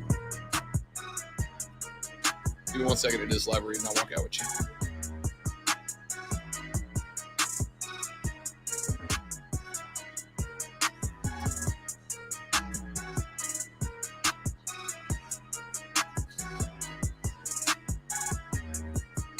Harley-Davidson of Greenville isn't just selling you a motorcycle. I mean, they are going to sell you a motorcycle. And they're going to sell you a good one, the bike of your dreams, actually, because with all of the bells, whistles, features, paint jobs, finishes, etc., you can literally go in and say, I want this, and they will make it happen for you. But they're not just selling you a motorcycle. They are selling you the Harley-Davidson way of life. And trust me, ladies and gentlemen, once you get in, once you get hooked, there is no backing out. It will absolutely change everything about you. I've been riding for about 7 years now. And I'm not exaggerating when I tell you it is one of the best things that has ever happened to me. No matter where I am, what's going on, how stressed out I am, I jump on the back of the motorcycle. I take it up in the hills. I take it to downtown Greenville. I ride it over to Sparkle City. It doesn't matter. It's worth it every time. And you will understand what I am talking about, because when you go to Harley and you find the perfect bike for you, whether it's brand new 2021 in stock or whether it's one of the largest pre-owned inventory bikes in the game, once you get it, you're going to realize that Harley wants to give you a lifetime of experiences. It's just that easy. Go to their beautiful showroom at 30 Chrome Drive in Greenville, 30 Chrome Drive, or check them out online. See the entire inventory at upstateharley.com. Upstateharley.com. It's our friends at Harley Davidson of Greenville.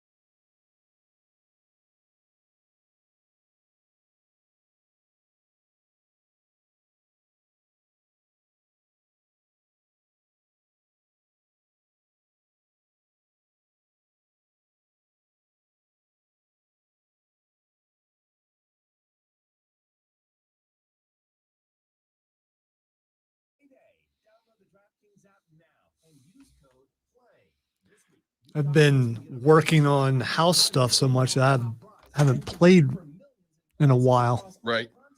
Not like I normally would. I told you I went to Borderlands, right? Mhm. Yeah.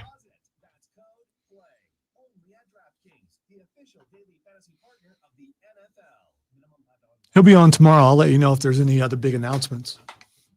Because that's just South Carolina Comic-Con Junior is just 3 weeks away. Yeah. 3 weeks from Sunday. So work on, see if we can get those guests. Really want Ron Simmons on the show. Just so he can say Mark Ryan and then say his Hemsworth. Oh, I forgot. Oh, should have took it out of there. That's okay. We'll do it. Okay. Because you didn't mention anything, and I just had it in there.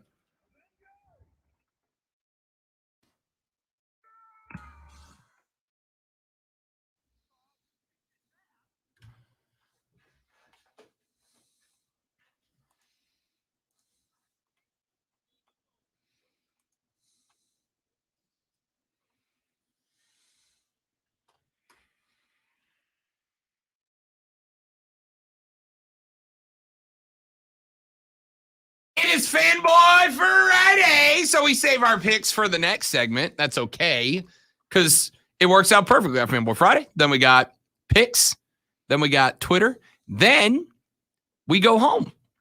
It's win-win-win all around. It's a shame to hear Morpheus's voice in that intro. That's what part of what I wanted. One of the many things I wanted to bring up. So, Matrix 4 trailer. Lonzo and I watched it after the show yesterday, and I went home and watched it a couple times last night as well. And I got to tell you, Lonzo, I genuinely cannot answer the question, how do I feel about it? Like, I know I'm going to see it because I trust Keanu Reeves. He is the greatest living American. He's got a pretty good track record when it comes to movies. Yeah, he does. Outside of the Matrix 2 and 3, Keanu Reeves is the greatest living American. I thought they were all right. I'm going to see it for no other reason than it's going to look awesome. Yes, right? it's going to look really incredible. good. The effects are going to be amazing. I'm going to see it because it's going to look awesome. But somebody needs to explain Dollar Store Morpheus to me. Somebody needs to explain Great Value. Why not just get Lawrence Fishburne? Unless Lawrence Fishburne didn't want to do it, but I can't imagine Lawrence Fishburne wouldn't have reprised Morpheus knowing that Keanu is back, knowing that Trinity's back, knowing that it looks like a good chunk of the characters, with the exception of Morpheus and the agent, are back. Has he denied that he's in the movie? I know people are upset that he's not in the trailer, but has Lawrence Fishburne denied that he's in the movie? He's not. In fact, IndieWire.com is reporting that in an interview with Lawrence Fishburne, he said, I'm trying to pull the exact full quote up, says that it's not getting old being asked why he's not the Matrix 4. He said, quote, it wouldn't make sense that the people would ask me that, so it doesn't get old. I am not in the next Matrix movie, so you'd have to ask Lana Wachowski why, because I don't have an answer for that. Lawrence Fishburne says that he's not in it because they didn't ask him to be, which is kind of weird to me. Unless there's an explanation that this happens like 50 years in the future or something like that, and he's dead. Yeah, I mean, there have been many iterations of Neo, according to the movies, if you read into it, and many iterations of Trinity. Yeah. Maybe there's a new Morpheus each time around. But you know what? This is a question. The only way is by. Yeah, I mean, I'm gonna see it still, and it doesn't. I love that he's not in it. You know,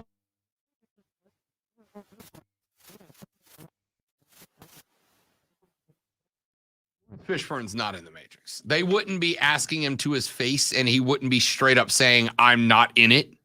They would be playing it up as some mystery. You know, you cannot be in it, but your voice could be in it. Let me. So then technically. Take it one step further.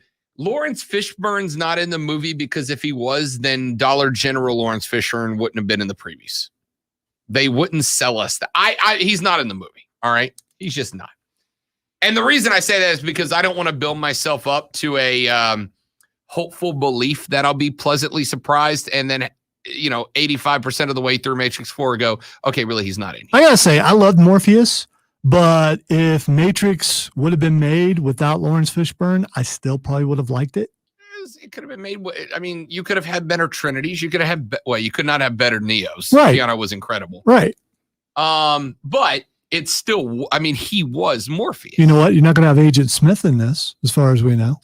Texas says, Hurricane Jeff writes in, says, have you guys seen the trailer for the new Venom movie?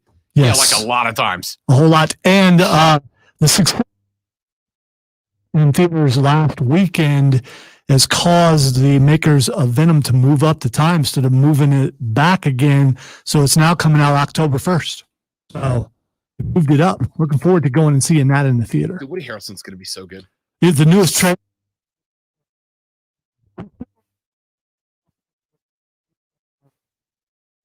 In the trailer by biting Eddie Brock. I mean, I would have liked to have found that out in the movie, but still. What did you just say about Lawrence Fishburne a second ago? You don't know that you know. You think that you Yeah, know. they do. But in this case, I don't think they are. You're right. Either way, Woody Harrelson's going to be an absolute insane person as Cletus Cassidy. Carnage was, I think, one of the few, and I read Let There Be Carnage when it dropped years ago, but there was a Spider-Man game a number of years ago. Spider-Man game, what was it? Into the Shadows, I think, where you would be Spider-Man or Venom, and Carnage was the bad guy. You had to team up together with the other one to beat Carnage, and Carnage was terrifying. Yeah, in that game. You know what? I played that game. I love that game, but I also played the original game that had Carnage in it. It was on Sega Genesis. Yeah, old school. And you get and there were no saves. No. So it took a couple hours to get through the game. You get all the way through the game. The first time I did this, I got all the way through the game, beat Carnage, credits are rolling, then suddenly you hear his laugh. He comes up out of the swamp or wherever you just beat him, and you have to fight. And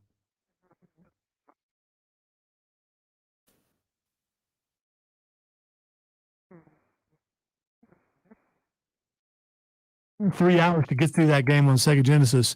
But that was my first dealings with Carnage. Before I read comics or saw him in anything, it was on that game. And it's like, man, I do not like this guy. Carnage was a great bad guy because Carnage was one of the bad guys, Zoe, that made you feel like he could genuinely kill Spider-Man. Right? Yes. Like all the other bad guys. Or a lot of other people too. Yeah. All the other bad guys felt like really good bad guys.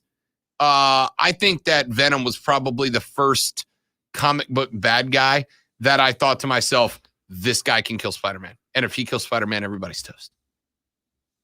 All right. Texture says, didn't Keanu come to the studio there all that? Keanu's been here? I don't know. Excuse me. I don't know. It's possible that he was here down the hall, but I don't think so, but I could be wrong. Am I in a building graced by the presence of Keanu? There have been a lot of big time names. I know Trump's come through. Yeah. I know. Oh, who was the other one? I saw a picture of the other one of somebody big that came through. Well, there have been a lot for the talk station. Yeah. Nobody comes here to see. Well, as far as that Charlotte's goes, been here. Yeah. Well, she's been in the studio. In this building. Yeah, I actually talked to a lot of wrestlers, but there've been obviously a lot of bands through here too. And there used to be a time back in the day, before COVID, back when the building was full, a band would come through and they would set up in the conference room. Play a gig. And you could go down and watch, which I never did. You know why? Because I'm too busy. Oh, love it. All right. Let's do this. Let's take a break. We'll come back here in just a minute right now. Cam Newton said, quote, Matt Jones did not beat me out. I would have been a distraction, end quote. He's right. He's right. Back after this on the Rob Brown Show on ESPN Upstate.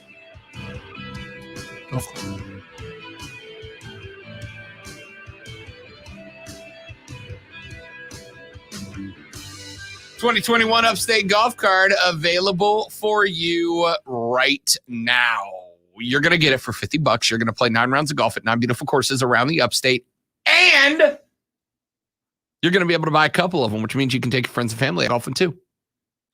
Rob, thanks so much for the golf. I can't believe you spent all this money to bring all of us out here to golf with you. And you go, yeah, of course I did it for you because I'm a great guy. And they don't know that you spent less than like $7 a round to take them, man. It's perfect. Are you kidding me? But you got to get yours now because they're limited in supplies and they will sell out. So go to upstategolfcard.com. Upstategolfcard.com. Get yours today. It's the 2021 Upstate Golf Card.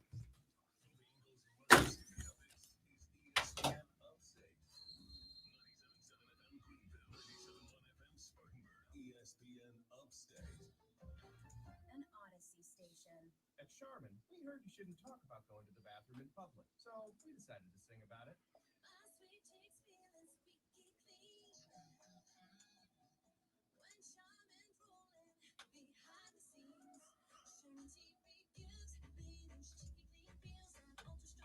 QC Kinetics in the last break. Charmin Ultra Strong just cleans better. Enjoy the go with Charmin. Welcome to AutoZone. Having some starting trouble? We can help you out. Let's start with a free battery test.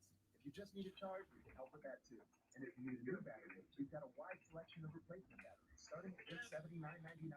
And we're the only place you can find proven tough Duralast batteries, including Duralast Platinum with AGM and EFB technology. That's why we're America's #1 battery destination. Claim based on data from the NPD Group 2020. 911, what's your emergency? Some trainers just hit a car. Sure, what is your location? Look around for street signs, sir. And Orchard. Okay, very good. 8th and Orchard. Sir, help is on the way. I just read a tweet about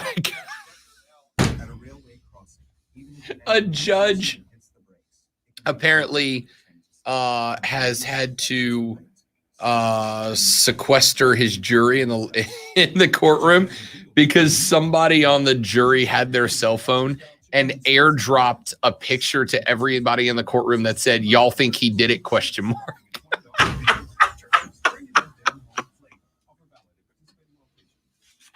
to a place where everyone deserves to be better protected, where technology has your back, where you can have better protection. And It's a good way to get out of being on a jury. Go ahead and fill a bottle now.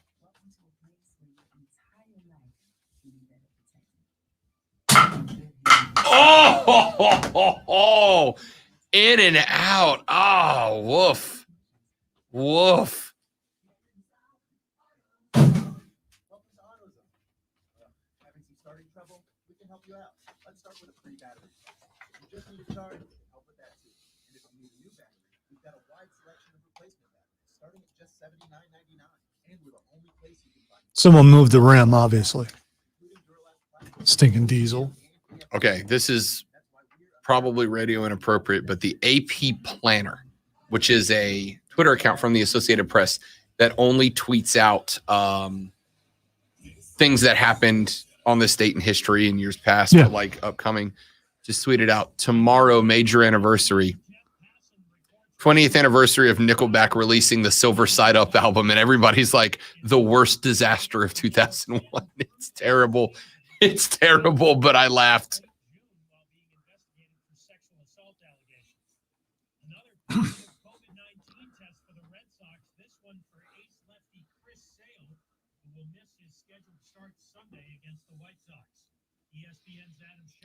Sunday is National Grandparents' Day. Thanks, Rob.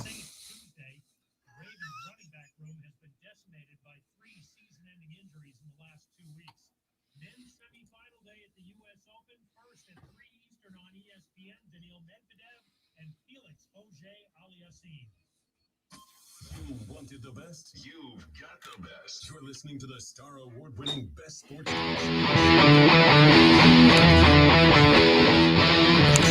run through some weekend picks, ladies and gentlemen. I'd like to start by saying that after last night, where Rob incorrectly picked the Buccaneers to cover the 8.5, Lonzo correctly picked them not to. Your record going into this week, not great for me. Lonzo is picking about Vegas odds, man. 6-5-1 on the year. Rob Brown, Lonzo, 3-8-1 on the year so far.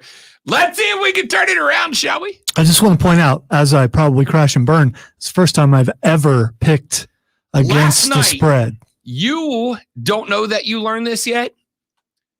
Lonzo, if Mike Evans doesn't fumble that ball with inside of 2 minutes left to go in the fourth quarter, Tampa Bay has a 9-point lead and Dallas gets the ball with inside of a minute left to play. They might have kicked the field goal. All right. And maybe it doesn't cover.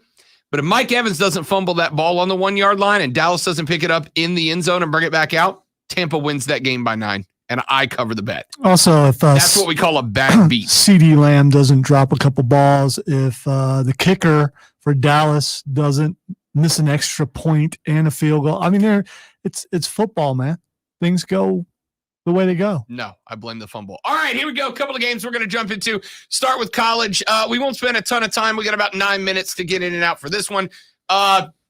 This one I just like because it's such an interesting spread, especially after what happened to them last week. Lonzo, the University of Georgia host the University of Alabama, Birmingham, UAB this weekend.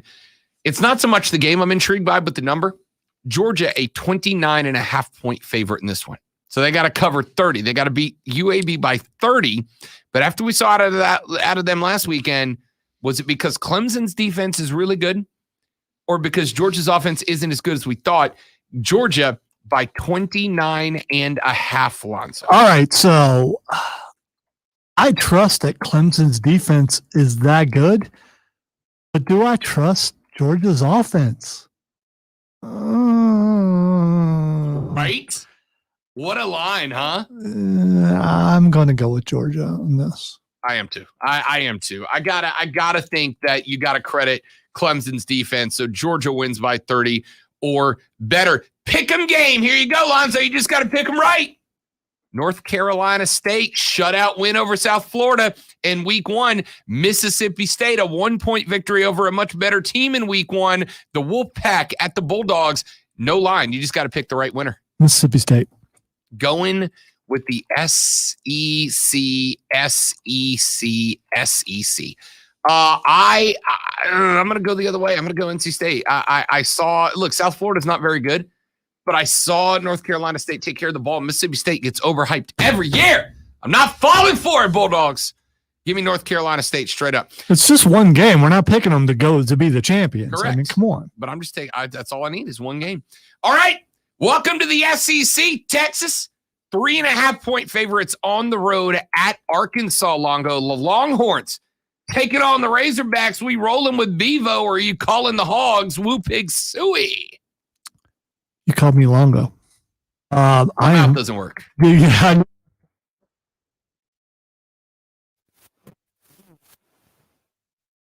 against that, so I will take that as a good excuse. I am going to go with Texas. So am I. I got Texas covering up the 3.5, winning by 4. Washington at Michigan. Michigan only a 1.5-point favorite this time. 1.5 points at home. I'm going Michigan. Yeah, I know. I was hoping maybe I could trap you. Yeah, with my. No.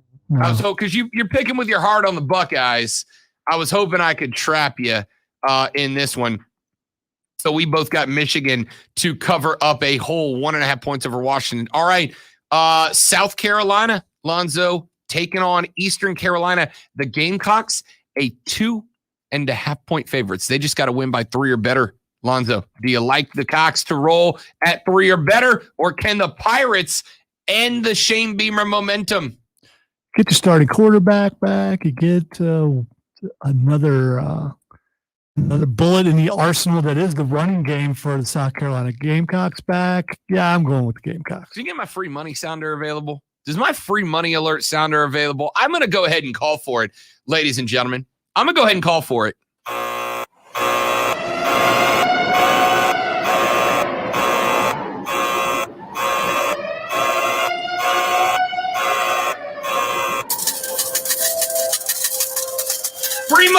alert, ladies and gentlemen. South Carolina is going to walk the dog on ECU this weekend. They are going to stomp a mud hole in them and walk it dry, boys and girls. South Carolina is going to be all over ECU. Give me the Gamecocks to cover up 2.5, and you better throw the bank at this one, boys. Throw the bank at the Gamecocks because they are going to destroy ECU in this one. I got the Gamecocks by about 21. And finally, in the college picks, Lonzo, because we get to pick NFL this week too. Let's go. Oregon at Ohio State in this one. Zoe, Kevin Thibodeau for the Ducks is a question mark. He's got a bum ankle. He may not be available.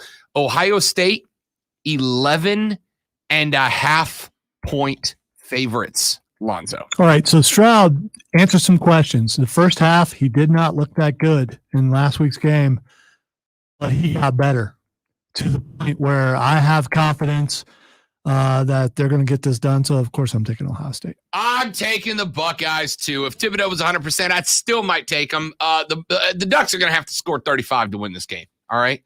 They're going to have to score 35 to win this game. I don't think they can do it. I think Ohio State can.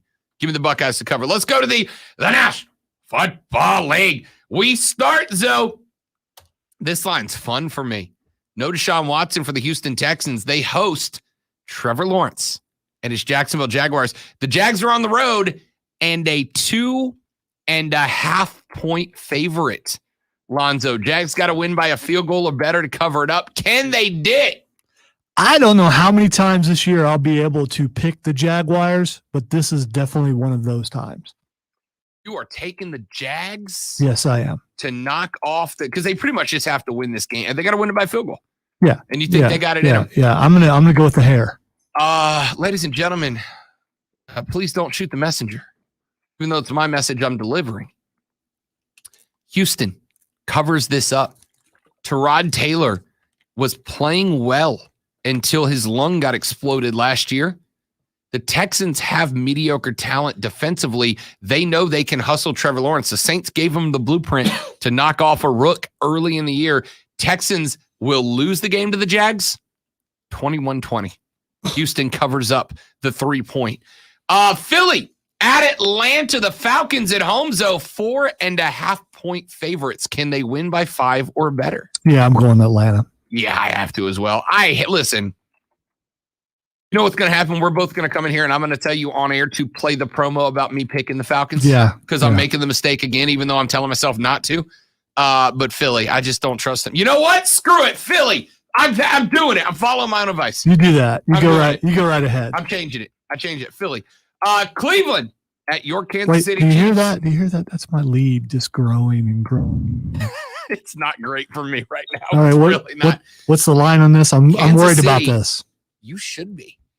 6.5 point favorites is all at home against the Cleveland Browns, which means they believe, Lonzo, you get 3 for being at home effectively. They mean the Chiefs are only a field goal better than the Cleveland Browns. Cleveland played them pretty tough last year in the playoff, and Cleveland pretty good. And, you know, it's my team going up against my best friend's team in all the world, Henry Logan. Sorry, Henry. Kansas City covers. I'm taking the Browns riding with Baker, baby. I'm a Baker believer. I love the guy. But you just pointed out why. 2 reasons. Numero uno, as you pointed out, they played the Chiefs in a high-pressure situation really well in the playoffs. And number 2, it's game number 1, Lonzo. Everybody's going to be a little rusty. But there's also the fact that Patrick Mahomes would like to win every game. Of course he would. You know who else does? Well, Every everybody. player in the NFL. That's not news. Yeah, but he's at least talking about it. So, I mean, there's that. All right. Miami's at New England. The Patriots, a 2.5 point favorite. Mac Brown bumping Cam Newton for the start. Dolphins at Patriots. Lonzo, who you got? All right, I'm going back to my win for the Patriots to cover. Okay, I'm going back to my hatred of the Patriots now that Cam is no longer with them. So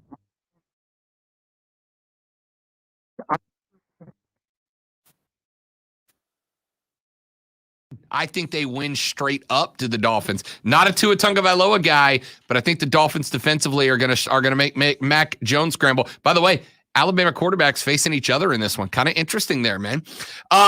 Two more for you here, Zoe. Green Bay at New Orleans at Jacksonville. They're playing this one down in Duval, the armpit of America, ladies and gentlemen. Saints have some fans there. Ticket sales going okay because a lot of New Orleans folks are still stuck in Florida because of the Ida fallout. Green Bay, 3.5-point favorites over New Orleans. You got to win by 4 or better for Aaron Rodgers to win you this bet. So where you going? Come on. I mean, Aaron Rodgers is trying to figure out where he wants to go next year. He put together an excellent resume last year. He's got the potential to do better this year. I'm going with Green Bay. I know it's your team, but you know, Lonzo, I'm also going with Green Bay. It's Jameis versus Aaron Rodgers. You're crazy. You know what? Free Money Alert Volume 2.0, ladies and gentlemen. Free Money Alert Volume 2.0. Go on, take the money and run. Free Money Alert. Green Bay is going to roll New Orleans this weekend. They're going to roll New Orleans by about 24. Put it all on the Gamecocks. Put it all on Green Bay. They're both going to roll. Finally, Lonzo, last game on the roster, New York Jets at Carolina. The Panthers, 3.5-point favorites at home. Got to win by 4 or better. Who you like? Panthers. Got it too. I really thought I thought this was going to be another one. Maybe Lonzo would try to aggravate somebody and pick what. Nope. I agree. Panthers, my NFC team. So I'm good. You know, not mad about it. In the NFL, I go with my heart a lot, and I shouldn't. But all right, I am. So Rob and Lonzo both pick Ohio State to cover up 11.5 on Oregon. We both pick South Carolina to cover up 2.5 on ECU. We both picked Georgia to win by 29.5 or better over UAB. I've got NC State over Mississippi State. Lonzo's got the Bulldogs. Texas over Arky by 3.5 or better for both of us. Michigan, 1.5-point winners or better over Washington. The New York Jets in an NFL game. Welcome back, NFL. In an NFL game, Carolina covers up 3.5 over the New York Jets. Jacksonville, I've got the Texans to be within 2.5 of Trevor Lawrence. Lonzo rolling with sunshine on this one. I've got Philly. You know what? I'm changing it back because it's big games that Atlanta loses, not the regular ones. We both got Atlanta to cover up 4.5. Cleveland and Kansas City. I'm taking the Browns. Believe them, baby. Lonzo rolling with his Chiefs. Miami knocks off New England by 2.5 or better. And both of us have Green Bay dominating New Orleans. There's your picks, abbreviated Twitter trending topics to wrap up the week when we come back on the Rob Brown Show and ESPN Upstate. QC Connects.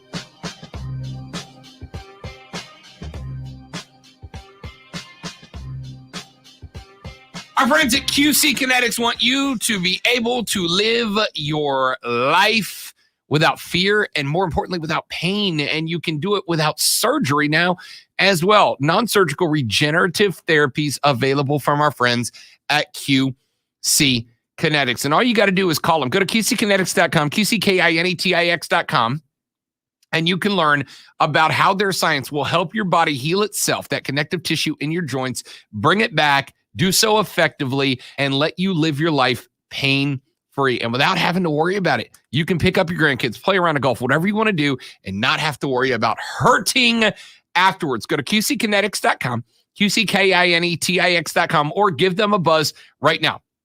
Mention the Rob Brown Show. Get that first consultation for free at 864-448-3772, 864-448-3772. It's our friends at QC Kinetics.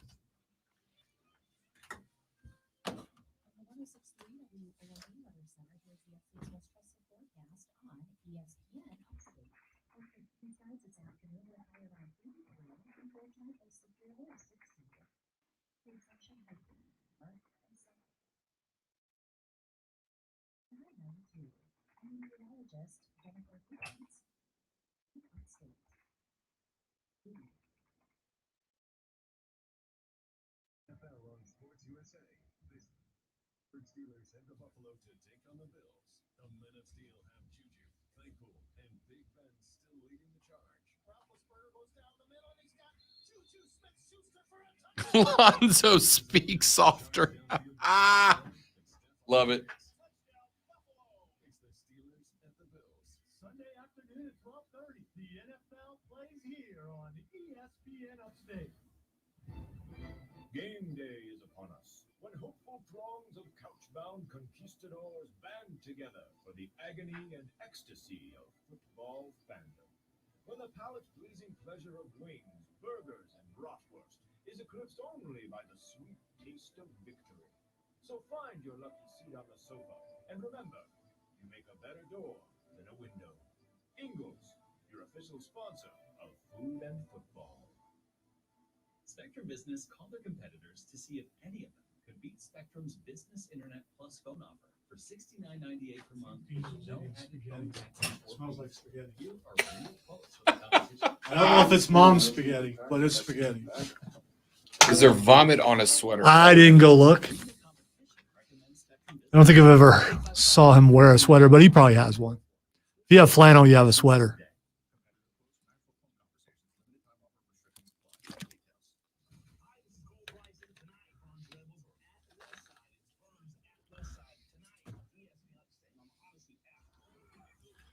So Kristen was concerned, I don't know if you saw earlier, wondering if you could still bowl. Yes, Kristen, I can still bowl. Thank you for your concern, care, and love. Golly. I just want to. It's a good thing I like her. It's a good thing I like her dog. All right. It's a good thing I like your dog, Kristen. Once you got out of your own head, I don't think most people could tell that there was a problem. The beginning, it was a little rough. Yeah. But you sounded like you. Now you're going to go back to the last minute and just blah, blah. You know what it is? It's not so much feeling about it's not so much like hearing it. It's when I say certain words, I can feel anything that starts with an F or a P, I can feel like this side of my mouth, because you got to push your lips together. I can feel this side of my mouth pushing and this side of my lip not all the way connecting. So it's a weird feeling. It's P's and F's. The P and P and the F and F when my lips don't quite touch on the left side. So a little air comes out before I'm ready for it to. And it's just weird. I can't keep my lips together. It looks like your lips are together. You just can't tell that they're together. I can't.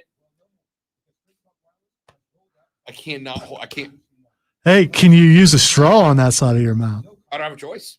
Literally when I'm drinking. No. I mean, can you use a straw? If you put a straw on that side. No, because I won't be able to create a seal around it. Well, maybe this is ridiculous. That would be one of those tests. When you're finally able to do that, you'll know you're getting better. Back. Yeah. I'm actually going to call an audible here, Zoe, if you don't mind, for just 1 second. To everybody that has sent oh, that was dramatic. I was going to come back to it and do like one, I think maybe. For those of you that missed the beginning of the show, found out this morning that I have Bell's palsy. So the left side of my face is like partially paralyzed right now. I think I did an okay job stumbling through the show. I think you did an excellent job. Thanks, by buddy. the way. Thanks, buddy. I was looking for a compliment there. It worked. Awesome. So the left side of my face. From Lonzo after we won a Star Award. I made him do it, though. He was uncomfortable, but I made him do it, and he did it. Anyway, left side of my face is like paralyzed, so I apologize if I sounded off today. But I've gotten a ton of messages on the text line and in my email and on Twitter and all that. Thank you guys so much. Sincerely, I appreciate it more than I can tell you. I was very apprehensive about doing the show today, very apprehensive about how I sounded. But at the end of the day, as I've told you guys, I feel that this job is a responsibility. I feel like I have a responsibility to do this show. And so I wasn't going to miss it. And again, I apologize if I sound funny or different than I normally do. Got that diagnosis this morning, but you know what? We're going to roll on, baby, because champions rise to the occasion. That's what we do.